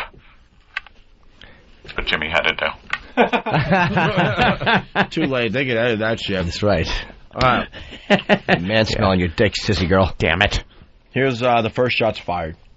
It looks like they are exactly what we're talking about. We got a vehicle. Okay, I wanted to get the first one before we get to that town then. Get him. All right, we got the rocket launchers, it looks like. Number 2 is rolling in from the south to the north. And 2's in. Get it. Pick out the lead guy. That, by the way, is the cannon. I'm off your west. Good hits. 2 hits. Yeah, those things are ridiculous. If you ever watched any of the Discovery Channel shows on the A-10 Warthog, the guns that they have are devastating. Depleted uranium rounds that just go eat through tanks. They will just fucking eat through a tank, and then who's ever in there is just getting Swiss cheesed by the fucking fragments banging around inside the tank. Oh, they go right through it, huh? All right through it. It's ridiculous, and it's so cool to watch. This is like the sound of one of the cannons of it. Here's a regular machine gun from the ground. Your regular. Here's standard. Chew them up on the ground. You could hear each shot, pretty much. Here is one of the cannons from the A-10. Oh, jeez, that's just a... Is it just spinning and just fucking it's just kicking spinning bullets? and firing flaming death. Actually, that was raining down. That was actually audio from Tyra Banks after she had a meal. Daddy party! Oh, excuse me. Bloop, bloop. Alright, what do you got cooking in your oven over here?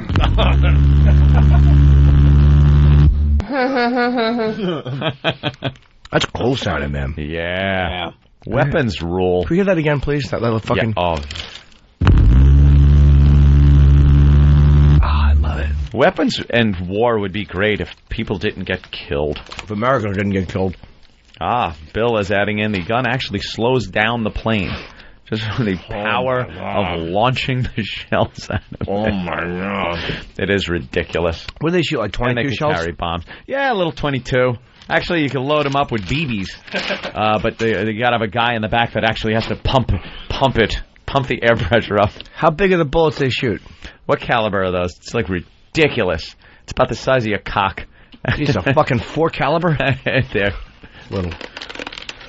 Yeah, I'm not sure of the exact caliber, but really, it's when you see them, they are as big as probably that Poland Spring bottle right there is the actual. It's a bullet part that comes out of it. Yeah, it's just ridiculous. Oh my God! Can you imagine? All right, here we go. Second shot fired, and there's the clip where they confirm that it was friendly fire. Those are the guys. He's hauling ass. Laugh. Is that what you think they are? 1, 2. Doesn't look friendly. They're men again from the south. Okay.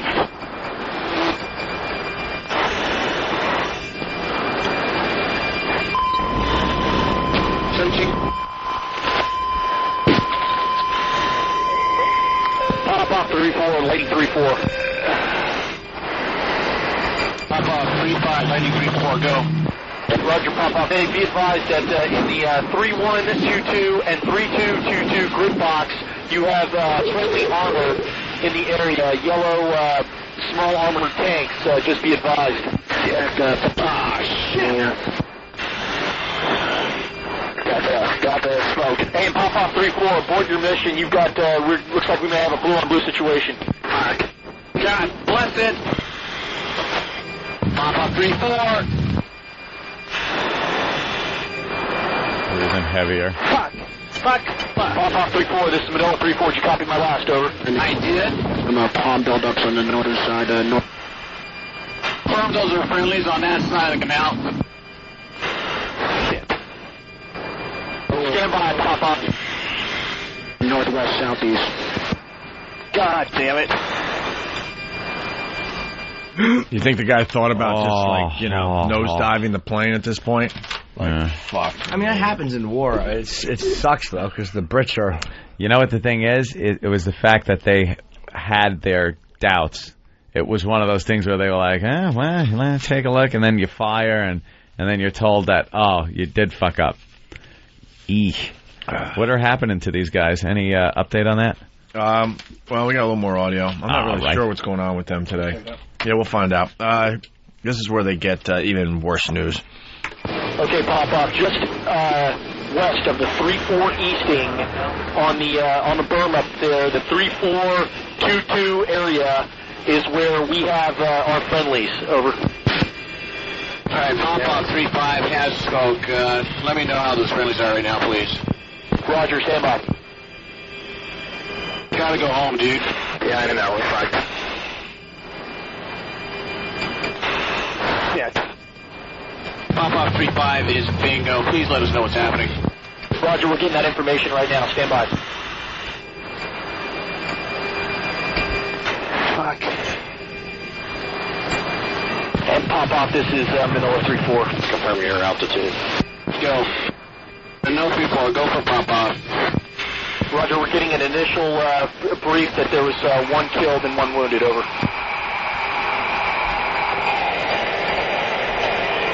I'm gonna be sick.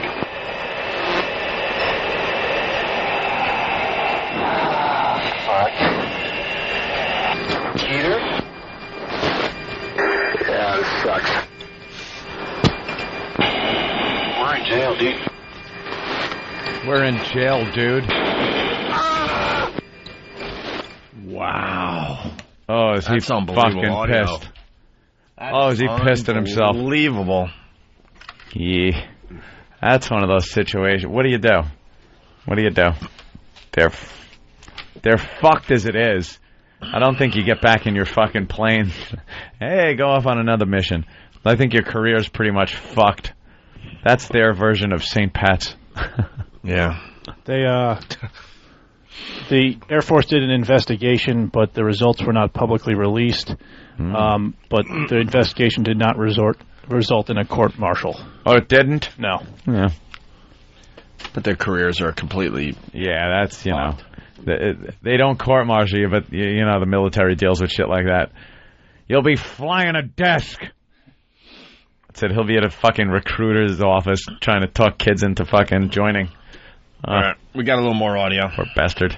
Hello, received from Twinax. The 810's are working. I'm running on friendlies, over.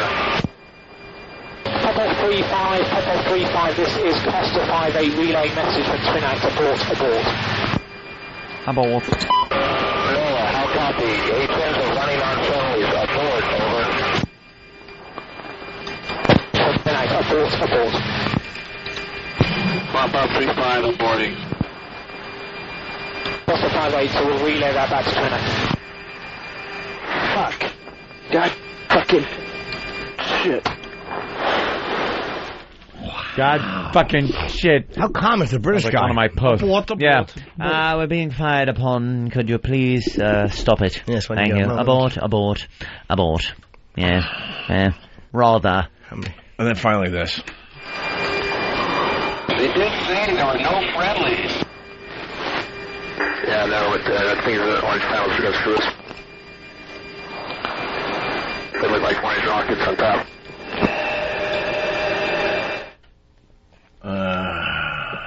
There you go. That is some unbelievable audio, isn't it? Yeah, it's amazing. God. What's wrong with it? Oh, nothing. Okay. Nothing, just missed the moment. Did they say they were sorry? Yeah, I bet they did. Why'd the man use bathroom talk? I can never find anything. Shit. You're using bathroom language. I don't know. I need all my Steve highlights. Steve bits highlighted. I can never find them. Oh my goodness.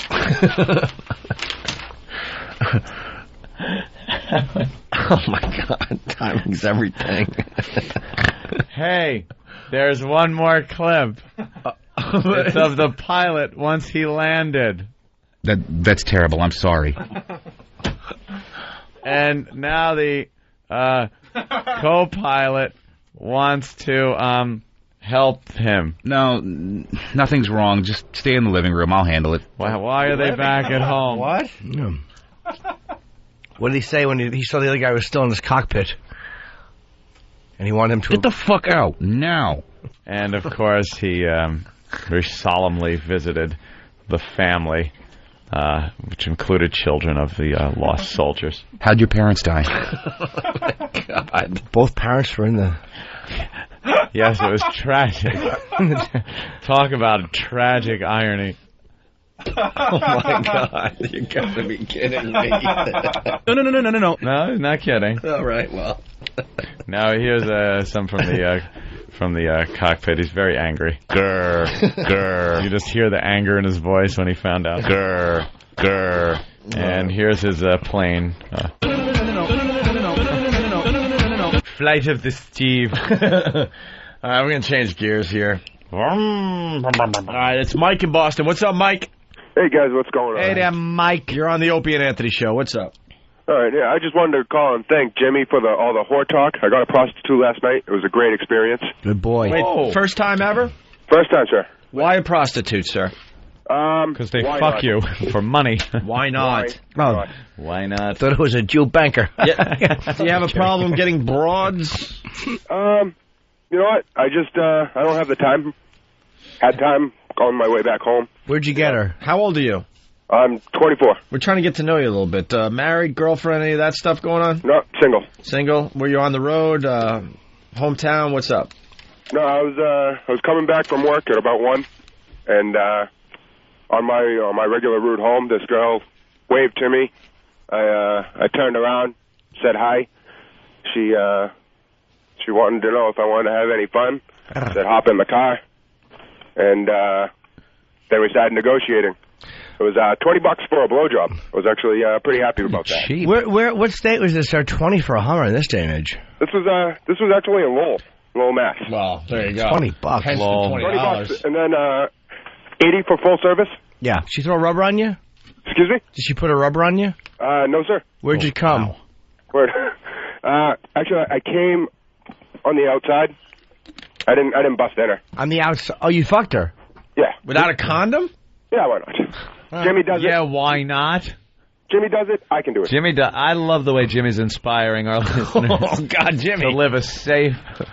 We don't need our listeners disappearing. We need everyone we can get. It just can't happen to me. Can't happen to me. That's right. It's all right, Opie. By the time he gets it and actually dies from it, we'll be retired. Yeah, we'll be retired. Yeah. You'll be in Arizona. Exactly. Could be, I don't know where I'll be. I don't know about Arizona. Easy in the house. I don't know. Yeah. It's got to be warm. But it's got to be America. It's Florida? Hawaii. Florida's a little too warm. Hawaii's too far from everything. How about inside Eric's asshole? It's warm. Hey, in America. Mike, so she was just on the corner as you're driving through? Yeah, I was stopped at a light, and I looked in my rearview mirror, and she's waving at me. So I turned around at the light. And Jimmy got you to do this, huh? Jimmy kind of planted the seed. And so did you, apparently. Yeah. And where did you... All over his back. Where did you end up having sex with her? Like behind a building, your house? Where'd you go? Yeah, I ended up just driving around my house. Did you kiss her? There's a little firehouse around there. Did you kiss her? In the morning, I figured no one would see me. Was she hot? Did you kiss her? No kissing, but she was pretty fuckable. $80. $80. Cheap. 80 beans. All right. Was she happy? She's a whore. Did you turn her on, or was it fake turn on? Ooh. Sounded like a fake turn on. Did she have ass spiders? Pretty dark in the car. Couldn't really tell. Did her pussy smell? Didn't smell it. Black broad? White. Ooh. White crack whore. Nice. Yeah. Crystal looked like she meth. could have been, Probably on the crystal crack. meth, right? Meth whore. Huh? Yeah, looked like she could have been using. All right. Well, there you go. All right, guys, I just wanted to say thanks. Be good, man. Thanks to Jimmy, right? All right, there goes Mike in Boston. A little more cockpit. No. Oh, dear Lord Jesus, this ain't happening, man. This can't be happening, man. This isn't happening. Well, that's great. That's just fucking great, man. Now what the fuck are we supposed to do? Where's the real pretty shit now, man? Sorry, I just love the clips. Yeah. Great movie. All right. We should break. Anthony, Uncle. Oh, yes. I have to make. You have to make potty? I'll go with you. And as always. And you know what I'm going to do? You better get your head and your ass wired together, or I will take a giant shit on you. Remember we were camping and there was no potty? So you said that your mouth would suffice? Jesus, Jimmy. Last bit of cockpit audio. I'm a fucking idiot. I'm a fucking idiot. I'm a fucking idiot. I'm a fucking idiot. And the co-pilot. We look like assholes right now, man. Hello, exactly. What the heck are you guys doing? Trying to ruin my life and make me look like a friggin' idiot? You folks fell on your face. You get an F- in my book. What is that from? That was some Hurricane Katrina, right? Yep. Yeah, how they handled the situation. Oh. Hey, who did the Tyra Banks sign? I'm getting a communique from a press outlet. They want to give the POW proper credit. Oh, okay. His name was Jewish something. Jewish what? Monkey, I think. Jewish. His name is Jewish Monkey. Jewish Monkey? That's Thumbs his up. name. Jewish. Oh, this is going to be hilarious when this is in print. Jewish. I think it's going to be on Friday Morning Quarterback. It's Jewish Monkey. Pilots didn't sound very professional either. Why? We have clearance, Clarence. Roger, Roger. What's our vector, Victor? You ever seen a grown man naked? Surely you can't be serious. I am serious. And don't call me Shirley. You know what they say. See a broad to get that booty yak 'em. Leg her down and smack 'em, yak 'em. Cold got to be. That's terrible. I'm sorry. See, he pipes in a lot, doesn't he? He certainly does. Rather verbose. All right. We got to take leaks. And for some I reason... want to go out there and enjoy all the energy in the next room. Jesus, those two dead people. One of the Brits had a good luck charm and kept hearing this sound. Obviously tragic. All right. There will always be retarded idiots to entertain us with their stupidity. Mindless crotch-grabbing Anthony. Mindless crotch-grabbing Anthony. People grabbing their crotches and saying, suck it. The Opie and Anthony Show. Suck it. Love the show. Mindless. Opie and Anthony! How dare you? How are you now anyway? How dare you? That's pretty funny, actually. It's the Opie and Anthony Show. We're taking a look at some material here. Laura Korn's going to be in studio in about a week. I'm digging this book. What's wrong, Ed? It's my painter. Hi, sir. I'm on the air right now. Anthony says you're a size queen. Yeah. Anthony says call him back, faggot. Call him back. Why don't you paint your face with my cock? People call me. They will Anthony right. wants you to make a pass. How about I paint your asshole with my prick? You fucking painter. We'll paint each other up. Why don't you finger paint inside a little vagina? Why don't you finger paint my asshole, you whore? Yeah. I'll call you when I get home. Yeah, painting is for dick suckers. You dick sucker painter. Where did it all go wrong that you're painting Anthony's Exactly. Yeah. Yeah. My friends. Yeah. Why don't you paint the toilet seat with your tongue, shit dick? Me and my need for wonderful wallpaper. Anthony hates Jews and wallpaper. Thank you, sir. I'll contact you later. Bye. He didn't hear it. I'm going to need a new painter. Why? I don't know. He didn't sound very entertained by everything that was going on here. Fuck. What? He came highly recommended because it didn't say the number. Oh. Usually it says the number You're of... nuts. Oh, no, I need a new painter. Listen. Damn it. So we're looking at the Laura Korn what's with the board game? It's a board game. Oh, it's set up like, first of all, the board looks like Trivial Pursuit a little bit. Yeah. It doesn't have where you can cross in the middle. Oh. It's just a round circle. Let's all do this and have to do to each other what turns up on the board. That'll be fun. We need a girl. Travis, come on. Bring that cat. Oh, that's a bit. Wait, for her eyes. Wait, for her eyes only. I get a... Is someone eating egg whites right now, or did someone just fart? I can never tell. Holy shit. No, you know what it was? We were talking about planes. I was scared that I was going to get shot by a plane. Dad, you gotta help me. I was scared. You were pushing out some courage. That was courage forcing out my fear so I could endure. The fuck is this? Holy shit. Oh, what's the matter? That game stinks. Oh, it's Jimmy. Oh, come on. Don't be fresh. Let me see some cards. How do you play? All right, here's some cards. No? Give me some cards. I want to play with the cards, Opie. Here's your cards. Fucking wailed it on like a Chinese star. You would just throw my cards hard. Why does it say up against the wall? Obstacle card. Lazy I don't boy, know what this means. Lazy boy, busy girl. The Oral cat technique. override. The pizza man always rings twice. Massage. Collage. All right. How does it work? Fan rules? Yes. You got some rules? All right. Yes. This mic takes 1 second to turn on. There you go. Object of the game. Players move their markers around the game board, competing to collect secret sealed seduction cards. Oh, these supposed to be secretly sealed? Yeah, well, I got one. Okay. The first player to collect 5. Well, Five. All right. Secret sealed seduction cards is declared the winner. And then what happens? The winner chooses to either seduce their lover or be seduced. What is this for fucking people with 9 kids? Who fucking gets off on this? The seducer must then open the secret sealed seduction card chosen by the winner and follow the instructions inside. One seduction for now and one for later. Ooh, I want to do one for now. What what are the rest of the spots on the board? Yeah. Like what's the question mark and the little like moving around the board? It's kind of like Monopoly, but if you land on the thing, normally in jail, you have to get AIDS during the game. To get AIDS free. The question mark is a trivia question. Okay. Where's the question?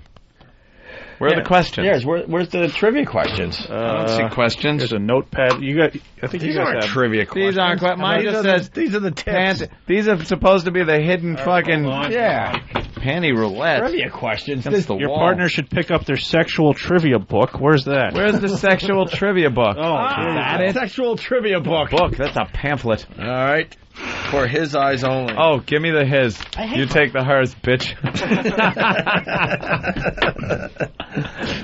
Oh, boy. You want me to read some of these questions? Yeah, please. All right. Yeah, throw it for her eyes only, too. Let's see how awful the advice is, because we're guys. Yeah. Here, Anthony wanted it. No, he didn't. Jimmy, get it. You wanted it, Anthony? I'll give it to you. No. I want one of those red things. On average, how many couples are having sex in the world at any given moment? I would say, let's see. Where are the answers, Stan? One. Hopefully they're upside down in the back. 250 million people. Nope. Let me guess. 17. On average, how many couples are having sex in the world at any given moment? If you said 100 million, you are correct. I said 250 So you were very over, so I win because you were over. No. I was only off by 100 million. You were off by 150 million. True. How much is that in batches? He said 17, and he's closer. I said 17 couples, and I won by a landslide. You did this research. Yeah. I won by 50 million. You did? Wow. According to the Great Sex Survey, what are men putting down their pants in the morning to turn on women in the evening? Their wallet? Anti-onion smell? Baby powder. Oh, okay. I'm closer. Ask more questions. Let's play the game. I want to go around the board. I don't want to. It's like Candyland. You slide down into a barren uterus. Poop chutes and ladders. What part of the U.S. boasts the highest percentage of women who masturbate regularly? What's that? What part of the U.S. boasts the highest percentage of women who masturbate regularly? What? I'm going to guess the cunt. West Coast, South, or Northeast? I would say Northeast. No. Give me a bail. Did I get a buzzer, too? You got a buzzer on there somewhere, I think. I want to guess. Northeast. Northeast I knew it. Northeast for Anthony. So I get to open up one of the... No. I'm just opening these random... Wait, but everyone has to guess because... You know how Laura hates when we open up her things? Yeah. I'm opening up Barely Legal. Slave time I have. This is going to be easy. Pearl necklace or your best strand of beads? Have you ever been given a pearl necklace before? No, not that kind. Getting you out of your mind, out of the gutter. I mean a real pearl necklace, a luminescent bunch of beads. Well, now you can use your pearls to remind him what kind of a lady you are. Wind a string of pearls around his erection and tug. Use the smooth, lovely strand of to pull his penis toward your waiting mouth. Grasp one end of the strand in each hand and slide it left then right, spinning one or two gleaming loops against his shaft in a snug spiral. Rub it up and down frenetically to really whip him into a fever pitch. Twirl high and low, fast and slow, massaging his erection with 100 tiny fingers and 2 warm lips. Diamonds are a girl's best friend, but your guy just fell in love with pearls.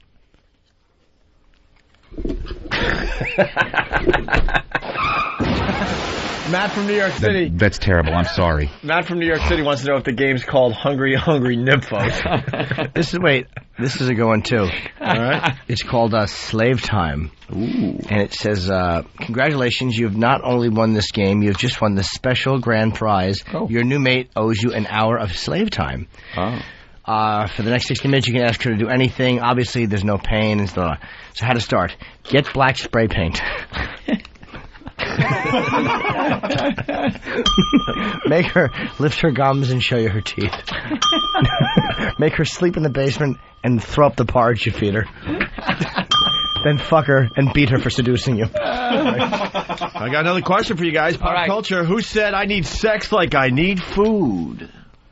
Oh. Was it Madonna, Monica Lewinsky, or Barbara Streisand? I say Karen Carpenter. That would be Barbara Streisand. Ew. That's correct. Sissy. New Babs. I just guessed. Which sexy lingerie do 9 out of 10 men say they like best? A noose. Garrett in a cowboy hat.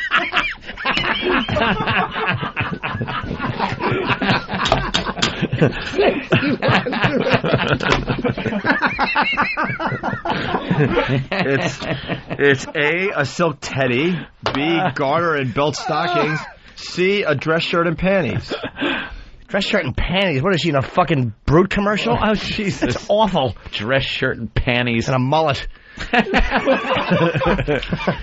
I don't know. I say thigh highs. Thigh highs, what was the other one? A dress shirt and panties. Oh, that's the only choice?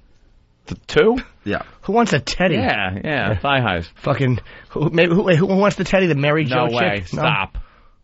Stop. Don't even press that. No. A dress shirt and panties? That would have been the answer. You know what I'd love to see a woman wearing? One of these. Ah, very nice. Right in her face. Fits. Wear that. This is, there is only one animal, along with humans, that has sex for pleasure. Name that animal. Yeah, there's so many.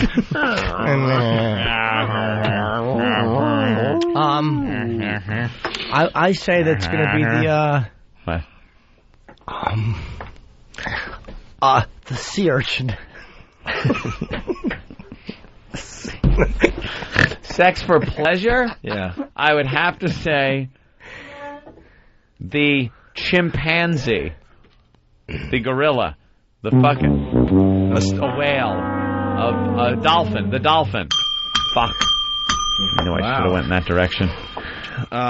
Sexual oddity. If you're in bed with a zeliophiliac,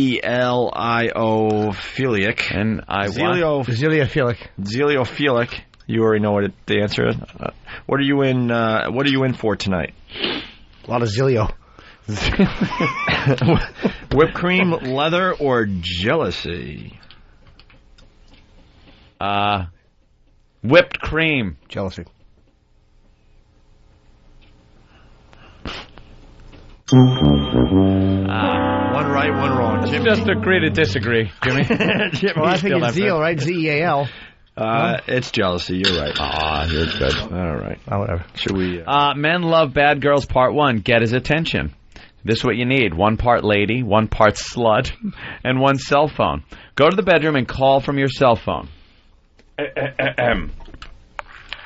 Hi, baby.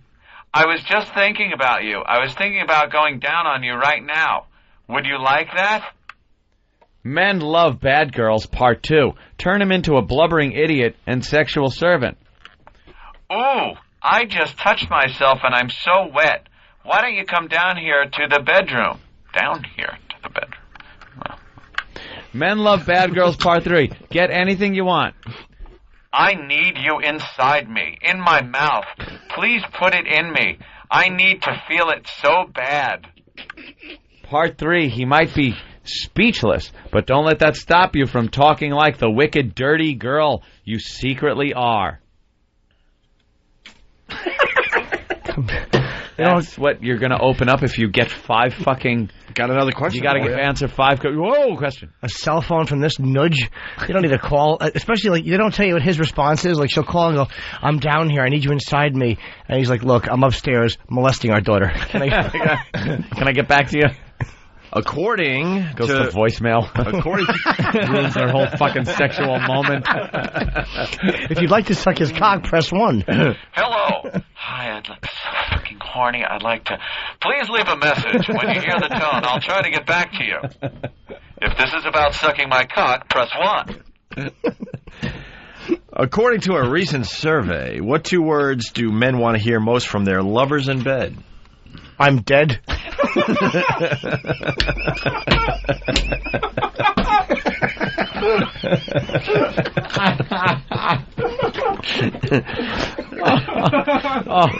Where's Adam?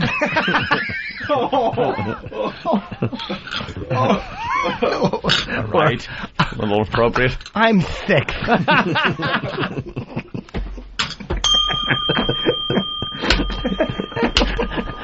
That hurt.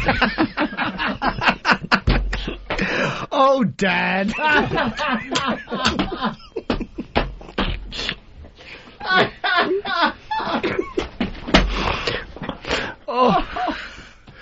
What is the emergency kiss? The emergency kiss? You kiss the open palm of your lover's hand, then roll up the fingers, making a fist. Oh. Then say, put this up your cunt. Is it open just in case of emergency? Yeah. How about the emergency load? Are you jerk off into her hand? You kiss her palm, and then you close it into a fist, and you say, "Bring this to your hot girlfriend," and slap it on her cunt. Oh, wow. Funny. What can a woman put in her mouth to engorge a man's penis and increase his pleasure during oral sex? Shotgun.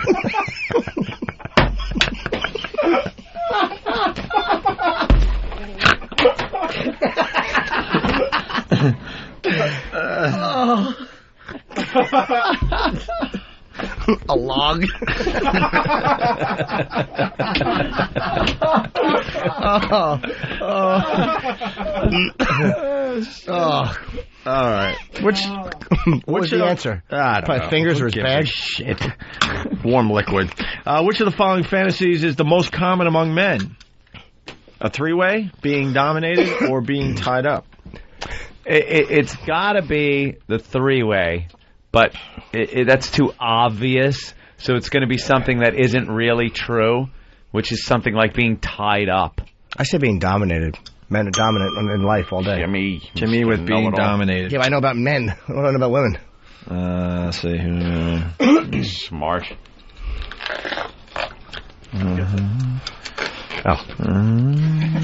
Ew. Jimmy's like as smart with cock as I am with aircraft. Well, here's a great pop culture question. Who said a man might forget where he lives, but he never forgets oral sex, no matter how bad it is? Reagan? Steve C? Was it Cher, Barbara Bush, or Madonna? Oh, it was a girl. That's got to be Madonna. Barbara Bush. Shut the fuck up. What's the line? Who's evaluating these for accuracy? That bitch could write anything she wants. Let's see. There might be some girl ones we could do, because we're down from the men's point of view. Should everyone? Yeah. Jimmy's got the girls' book. Oh, good. Where's the answers? They're at the bottom of the page. Oh, sure they are. Gotta suck off so you can get the fucking answer. I gotta fuck to get the answer. I'm trying to open these fucking stupid things. They're impossible. Leading question: what does Cupid dip the tips of arrows in before shooting them into star-crossed lovers? Arsenic. Robert Reed's stool sample. Very good, Ant. There's a petri dish of liquefied shit. Tip.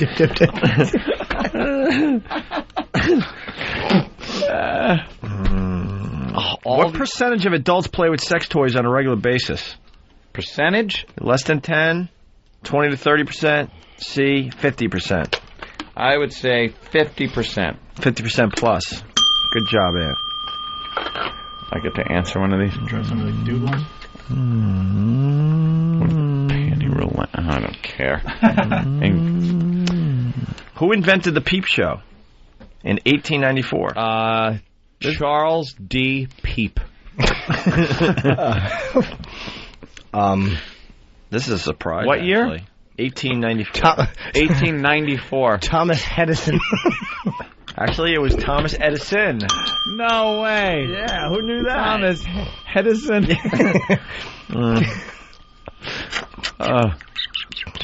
Did not know that. I'm reading these, and they're all just look in the hot seat. That's a sexual thing to do if you win. Ingredients: an armless chair or stool. I hope she means a seat. Not for Jimmy. Nothing sexier than a woman who knows exactly what she wants. You're running the show with this seduction, and never let your man forget that. Place an armless chair or a stool in the middle of the bedroom, better yet in the middle of the kitchen or the backyard. Order him to sit down, and while he's seated, walk around him slowly, removing one item of clothing with each revolution. His head will be turning 360 degrees. After you're naked, walk over to him and start removing his clothes. Rip his shirt off so the buttons fly across the room. Kiss a line down the center of his chest, all the way downtown. When he's hard and ready, put him inside you. Wrap your legs around him. This is your show, ladies. So take control. Pump him into submission. He'll never be able to look at the chair the same way again. That's That's stupid. It's the armless chair. The only one you have is the Fisher Price one that your kid does her fucking the little Easy Bakes toys on. You can't fit in it. It's worse for gay couples. You just turn the stool over. That old gag. Invite over 3 friends. All right. Survey says, when do most men see women as being at their very sexiest? Don't say fucking when they're pregnant. While she's cooking, after a shower, when she's on all fours. When do most men see women as being at their very sexiest? When right after a shower. I'm going to say D, after anal sex, when you're wiping your shit-covered dick in a towel. You can't add your own answers, Jimmy. You can. I was co-author of this. Hey, what happened to the phones? Did everyone go away, or did we blow up the phones again? No ring-a-ding-a-dingy.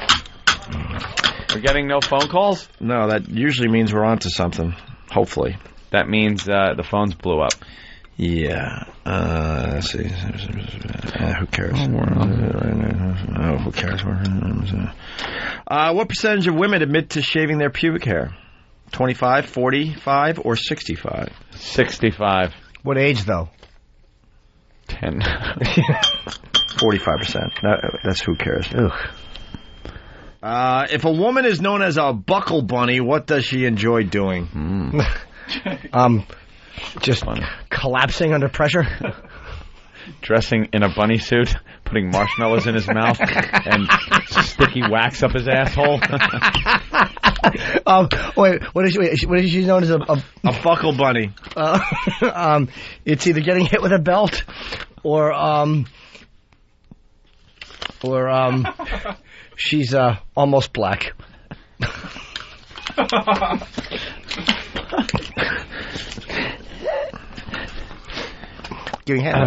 In the whole wide world, there's nothing sexier than a woman who's half-dressed and completely aroused. Hand him a candle, already lit. Tell him to meet you in the bathroom in 5 minutes.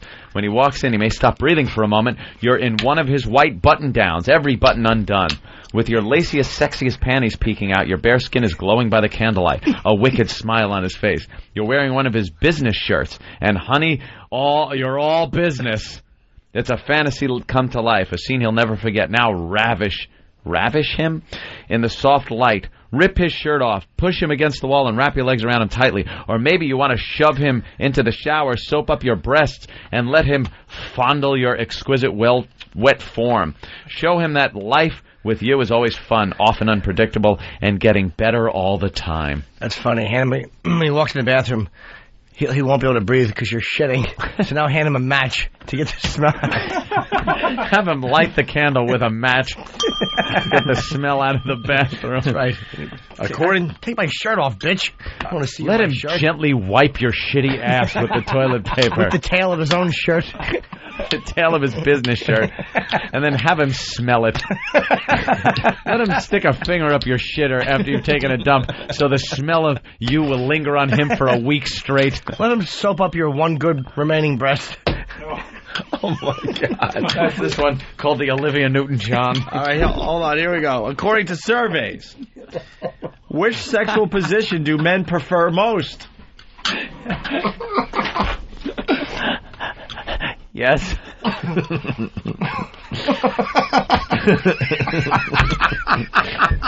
is terrible.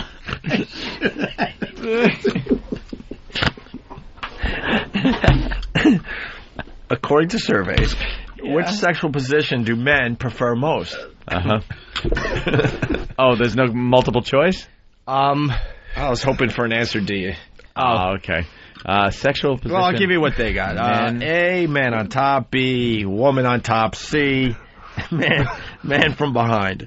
D, looking nervously over his shoulder in a coffin.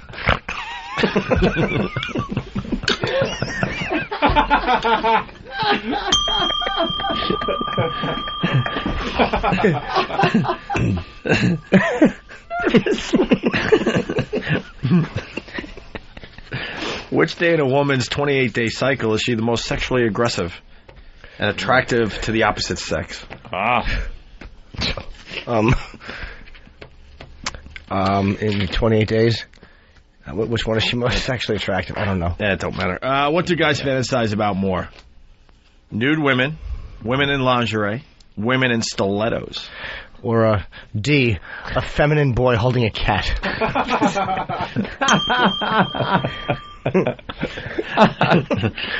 Women in a blue tarp in a rowboat.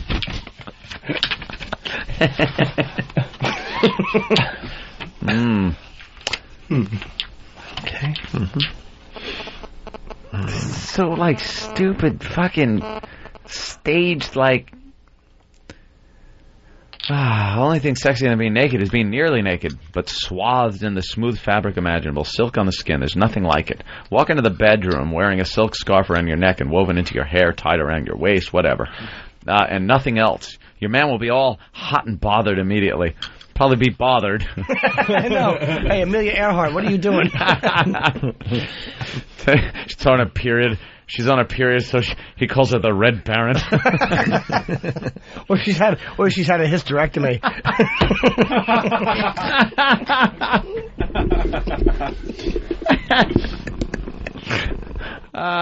Take the scarf off, tie it around the base of his erect penis, and then take the other end tied to the bumper. The bottom of his erect penis.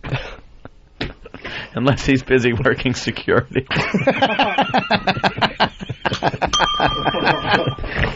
Now add some gentle friction. Slide the loop around slower, then faster, a little looser, a little snug. Do you know how fucking... That's the Indian way to make fire. Right, you're how are you fucking rubbing a silk scarf on your cock like that? God damn. Dick will look like that Vietnamese girl getting napalm running down the street. Are you ready? Oh, yeah, I'm done with that one. All right. How can you get an adrenaline boost that'll wake you up for sex? I got to stab it 3 times. Give it a shot. Watch a scary movie. Uh-huh. Drink coffee. Do Kegel exercises. Is that it? Mm-hmm. An adrenaline boost. Mm-hmm. I'm going to say watch a scary movie. So you watch a scary movie and then you want to fuck. My girlfriend and I were watching The Exorcist yesterday. Mm-hmm. And she's a scaredy cat. And we're watching it, and it's like really getting scary, like when fucking Merrin shows up at the house. Yeah, and pretty creepy. And she's fucking grabbed my hand going, touch my ass. And she's trying to put my hands on her puss. Really? Yeah. And I'm like, no. Watch the scary movie. She was just trying to distract from her terror. That's all I was. I like when little 12-year-old Reagan comes out and pisses on the carpet. How do you not love that? That makes me shoot my load right there. She's going to die up there.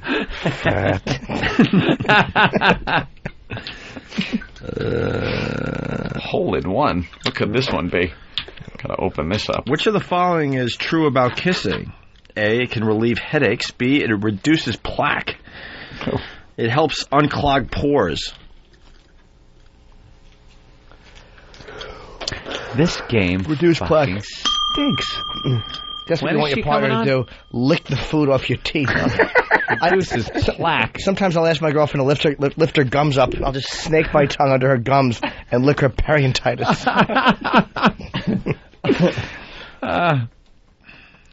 Look at the ingredients for this one. A short skirt, 1 miniature golf course. Wow. Oh, boy. What is it? How to seduce that Moxley girl?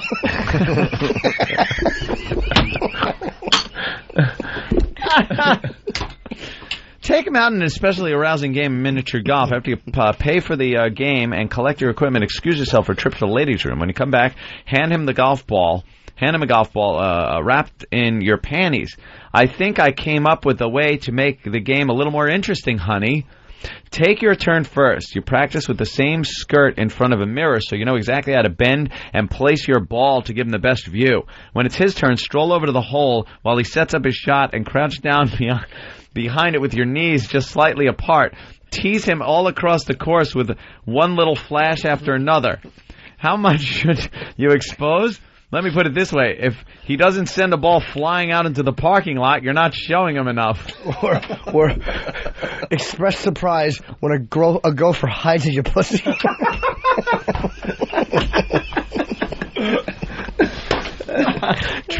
Try to queef real hard and get the windmill spinning.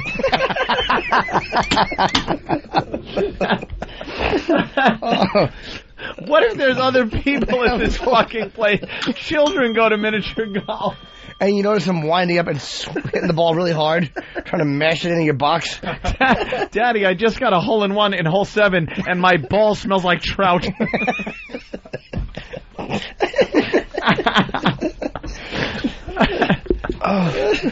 That is ridiculous. Someone spilled clam chowder on my ball.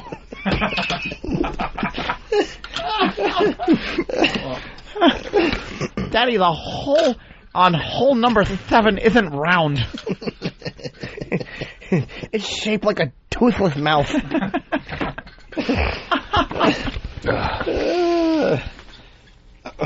Nighty puss.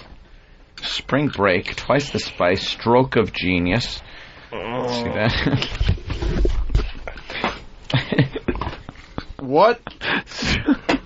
I gotta open up this one. All I'm thinking. Yes. What's it called? It's called Stroke of Genius, Jim. Cool. What could it possibly be? No. Ingredients. Dick Clark. A lot of salt. And Dr. Cuckoo, or whatever. Kaku. Dr. Cuckoo, and a lot of salt. Dr. Cuckoo. Dr. Cuckoo. Wouldn't that be ironic? I'm in a very silly mood. Yes. When people follow a superstition and honk their horns at a newly married couple, it ensures a long marriage, many children, or great sex. Or D, an ugly limo ride in Long Island. Oh, my God.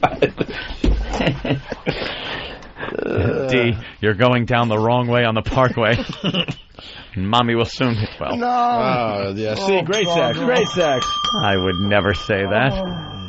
It's horrible. That's terrible. I'm sorry. How'd your parents die?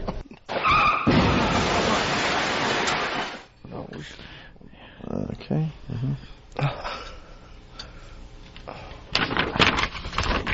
Got any more over there? Here you go. Here's some more cards. Oh, yeah. I got a few over here.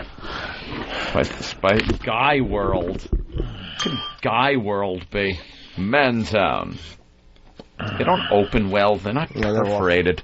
These aren't perforated properly. Who's that gentleman with the camera? Leading question, in the female superior position, what can a woman do to burn more calories?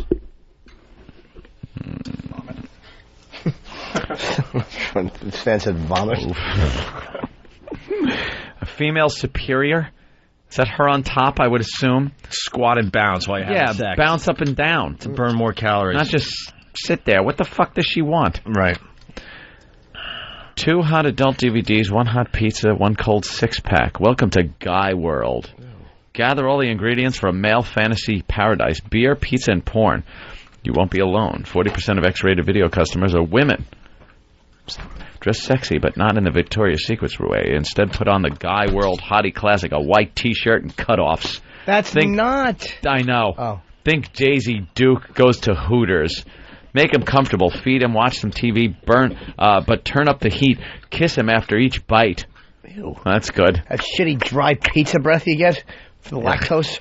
Make out during commercials. After dinner, unveil your special surprise. A couple of DVDs full of hot, serious, X-rated sex. Get bolder as the video gets wilder. Play with yourself while he watches.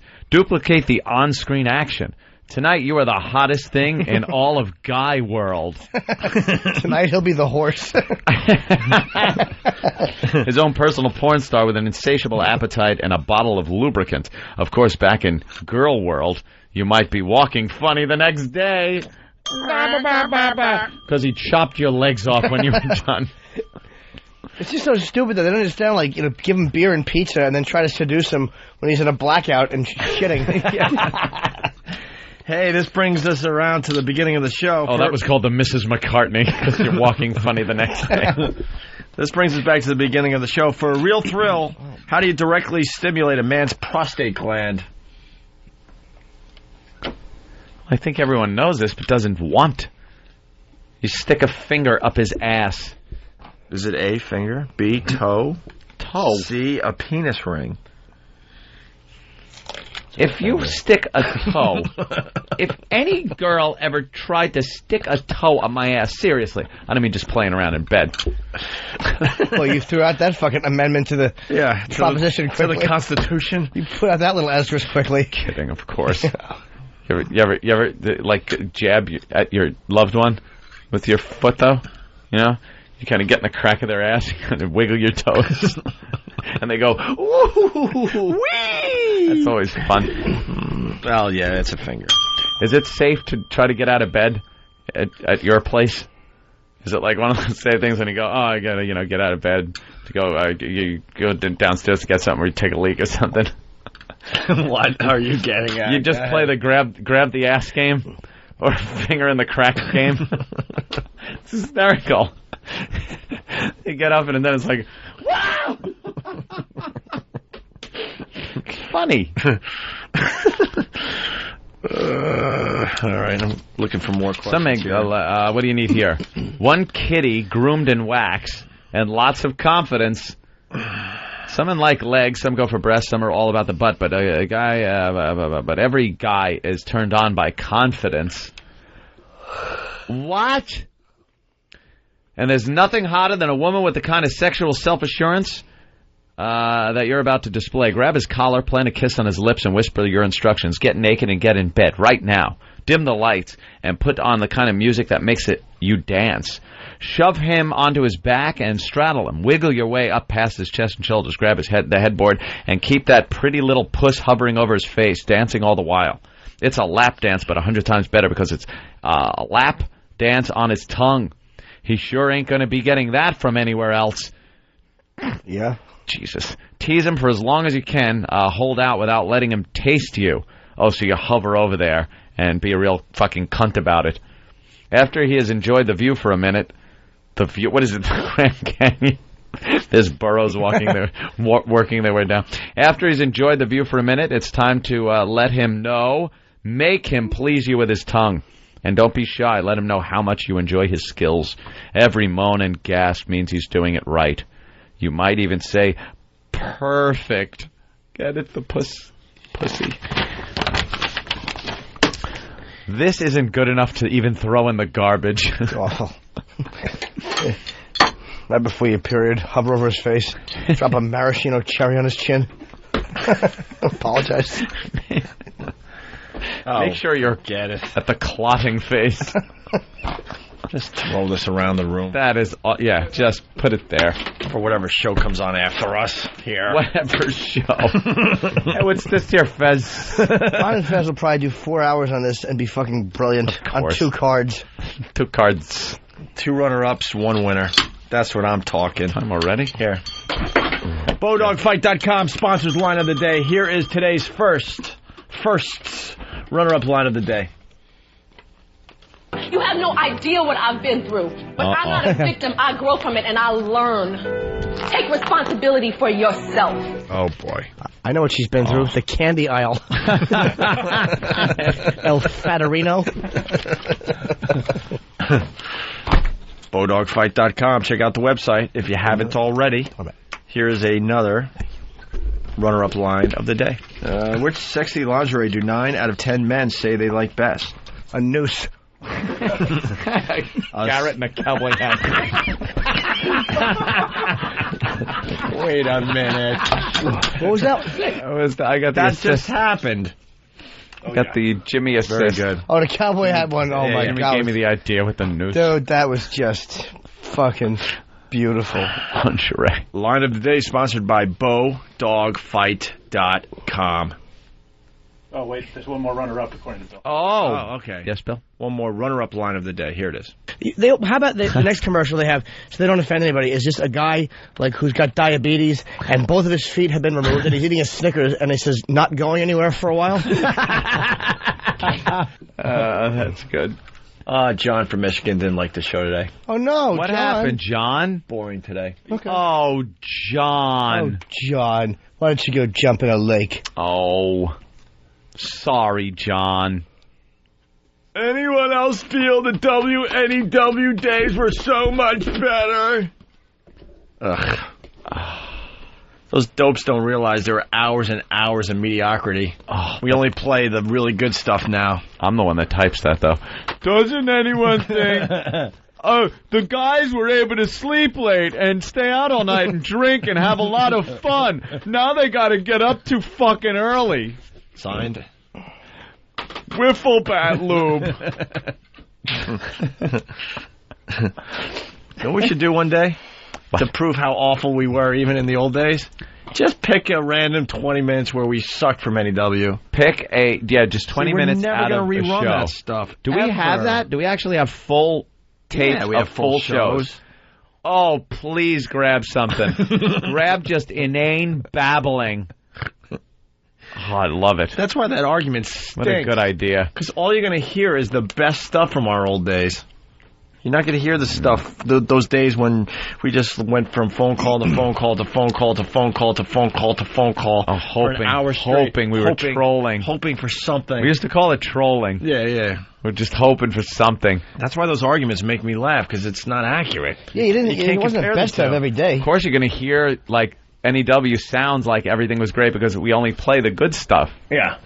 Forget about it. All right, here is today's line of the day, sponsored by BowDogFight.com. Hit it, Bill. Here comes the line of the day. Line of the day. Line of the day. Line of the day. Line of the day. Line of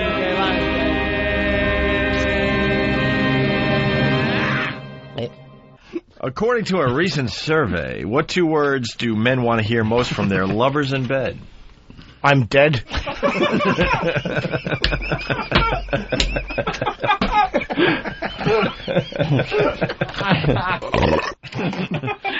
that burp. And because that's the line of the day. The good one. And because you're stuck to the end, we play this again from Derek. I liked your nervously looking over his shoulder in the coffin. And incidentally, when I was laughing at that one Olivia Newton-John joke, that was an old Anthony line. I should have got a physical. That was what was making me laugh before so hard. Was what I thought I should have got a physical. Well, I think he said I should have had a physical. Oh, that was great. We leave you. Leave you now. This is E-Rock getting waxed, and then that same audio remixed with some gay porn stars dialogue. Diesel Washington. This is brilliant. This and many of the cool things you've heard recently on our show will be up on opieandanthony.com, including Drew Boogie's Happy song that everyone's talking about. But listen to this as we leave you guys today. Thanks for checking us out. The Opie and Anthony Show proudly presents an intimate moment with adult video star Diesel Washington and our own E-Rock. Now you can make this easy, or you can make it hard. You're going to do everything I say. If you don't do anything I say, I'm going to smack you across the face. Start off on your knees first. Sniff my balls with your nose first. Then I'll pull out my cock, shove it in the back of your throat, smack it across the face a couple of times, then bend you over, spit into your asshole, work 2 fingers in there, open it up in a circular fashion, then I'll work my fist in you. Welcome to the Opie and Anthony Show, the venomous voices of the vastly vulgar airwaves. Introducing the Destroyer, operator of the OCD organization Opie. The Professor, the know-it-all neurotic Nancy Anthony. Swing over to little Jimmy Norton, the worthless, chinless, buxom master of laugh. Meet the irritating extra of excrement E-Rock, or the swishy audio shim Steve C. And don't forget Sam, black and white, 50-50 where it counts. Corrupting the cavities of ear holes everywhere. It's the Opie and Anthony Show. Anthony! Line of the Day is brought to you by BowDog. If you'd like to vote on any of the weekly show polls, go to iliketolisten.com.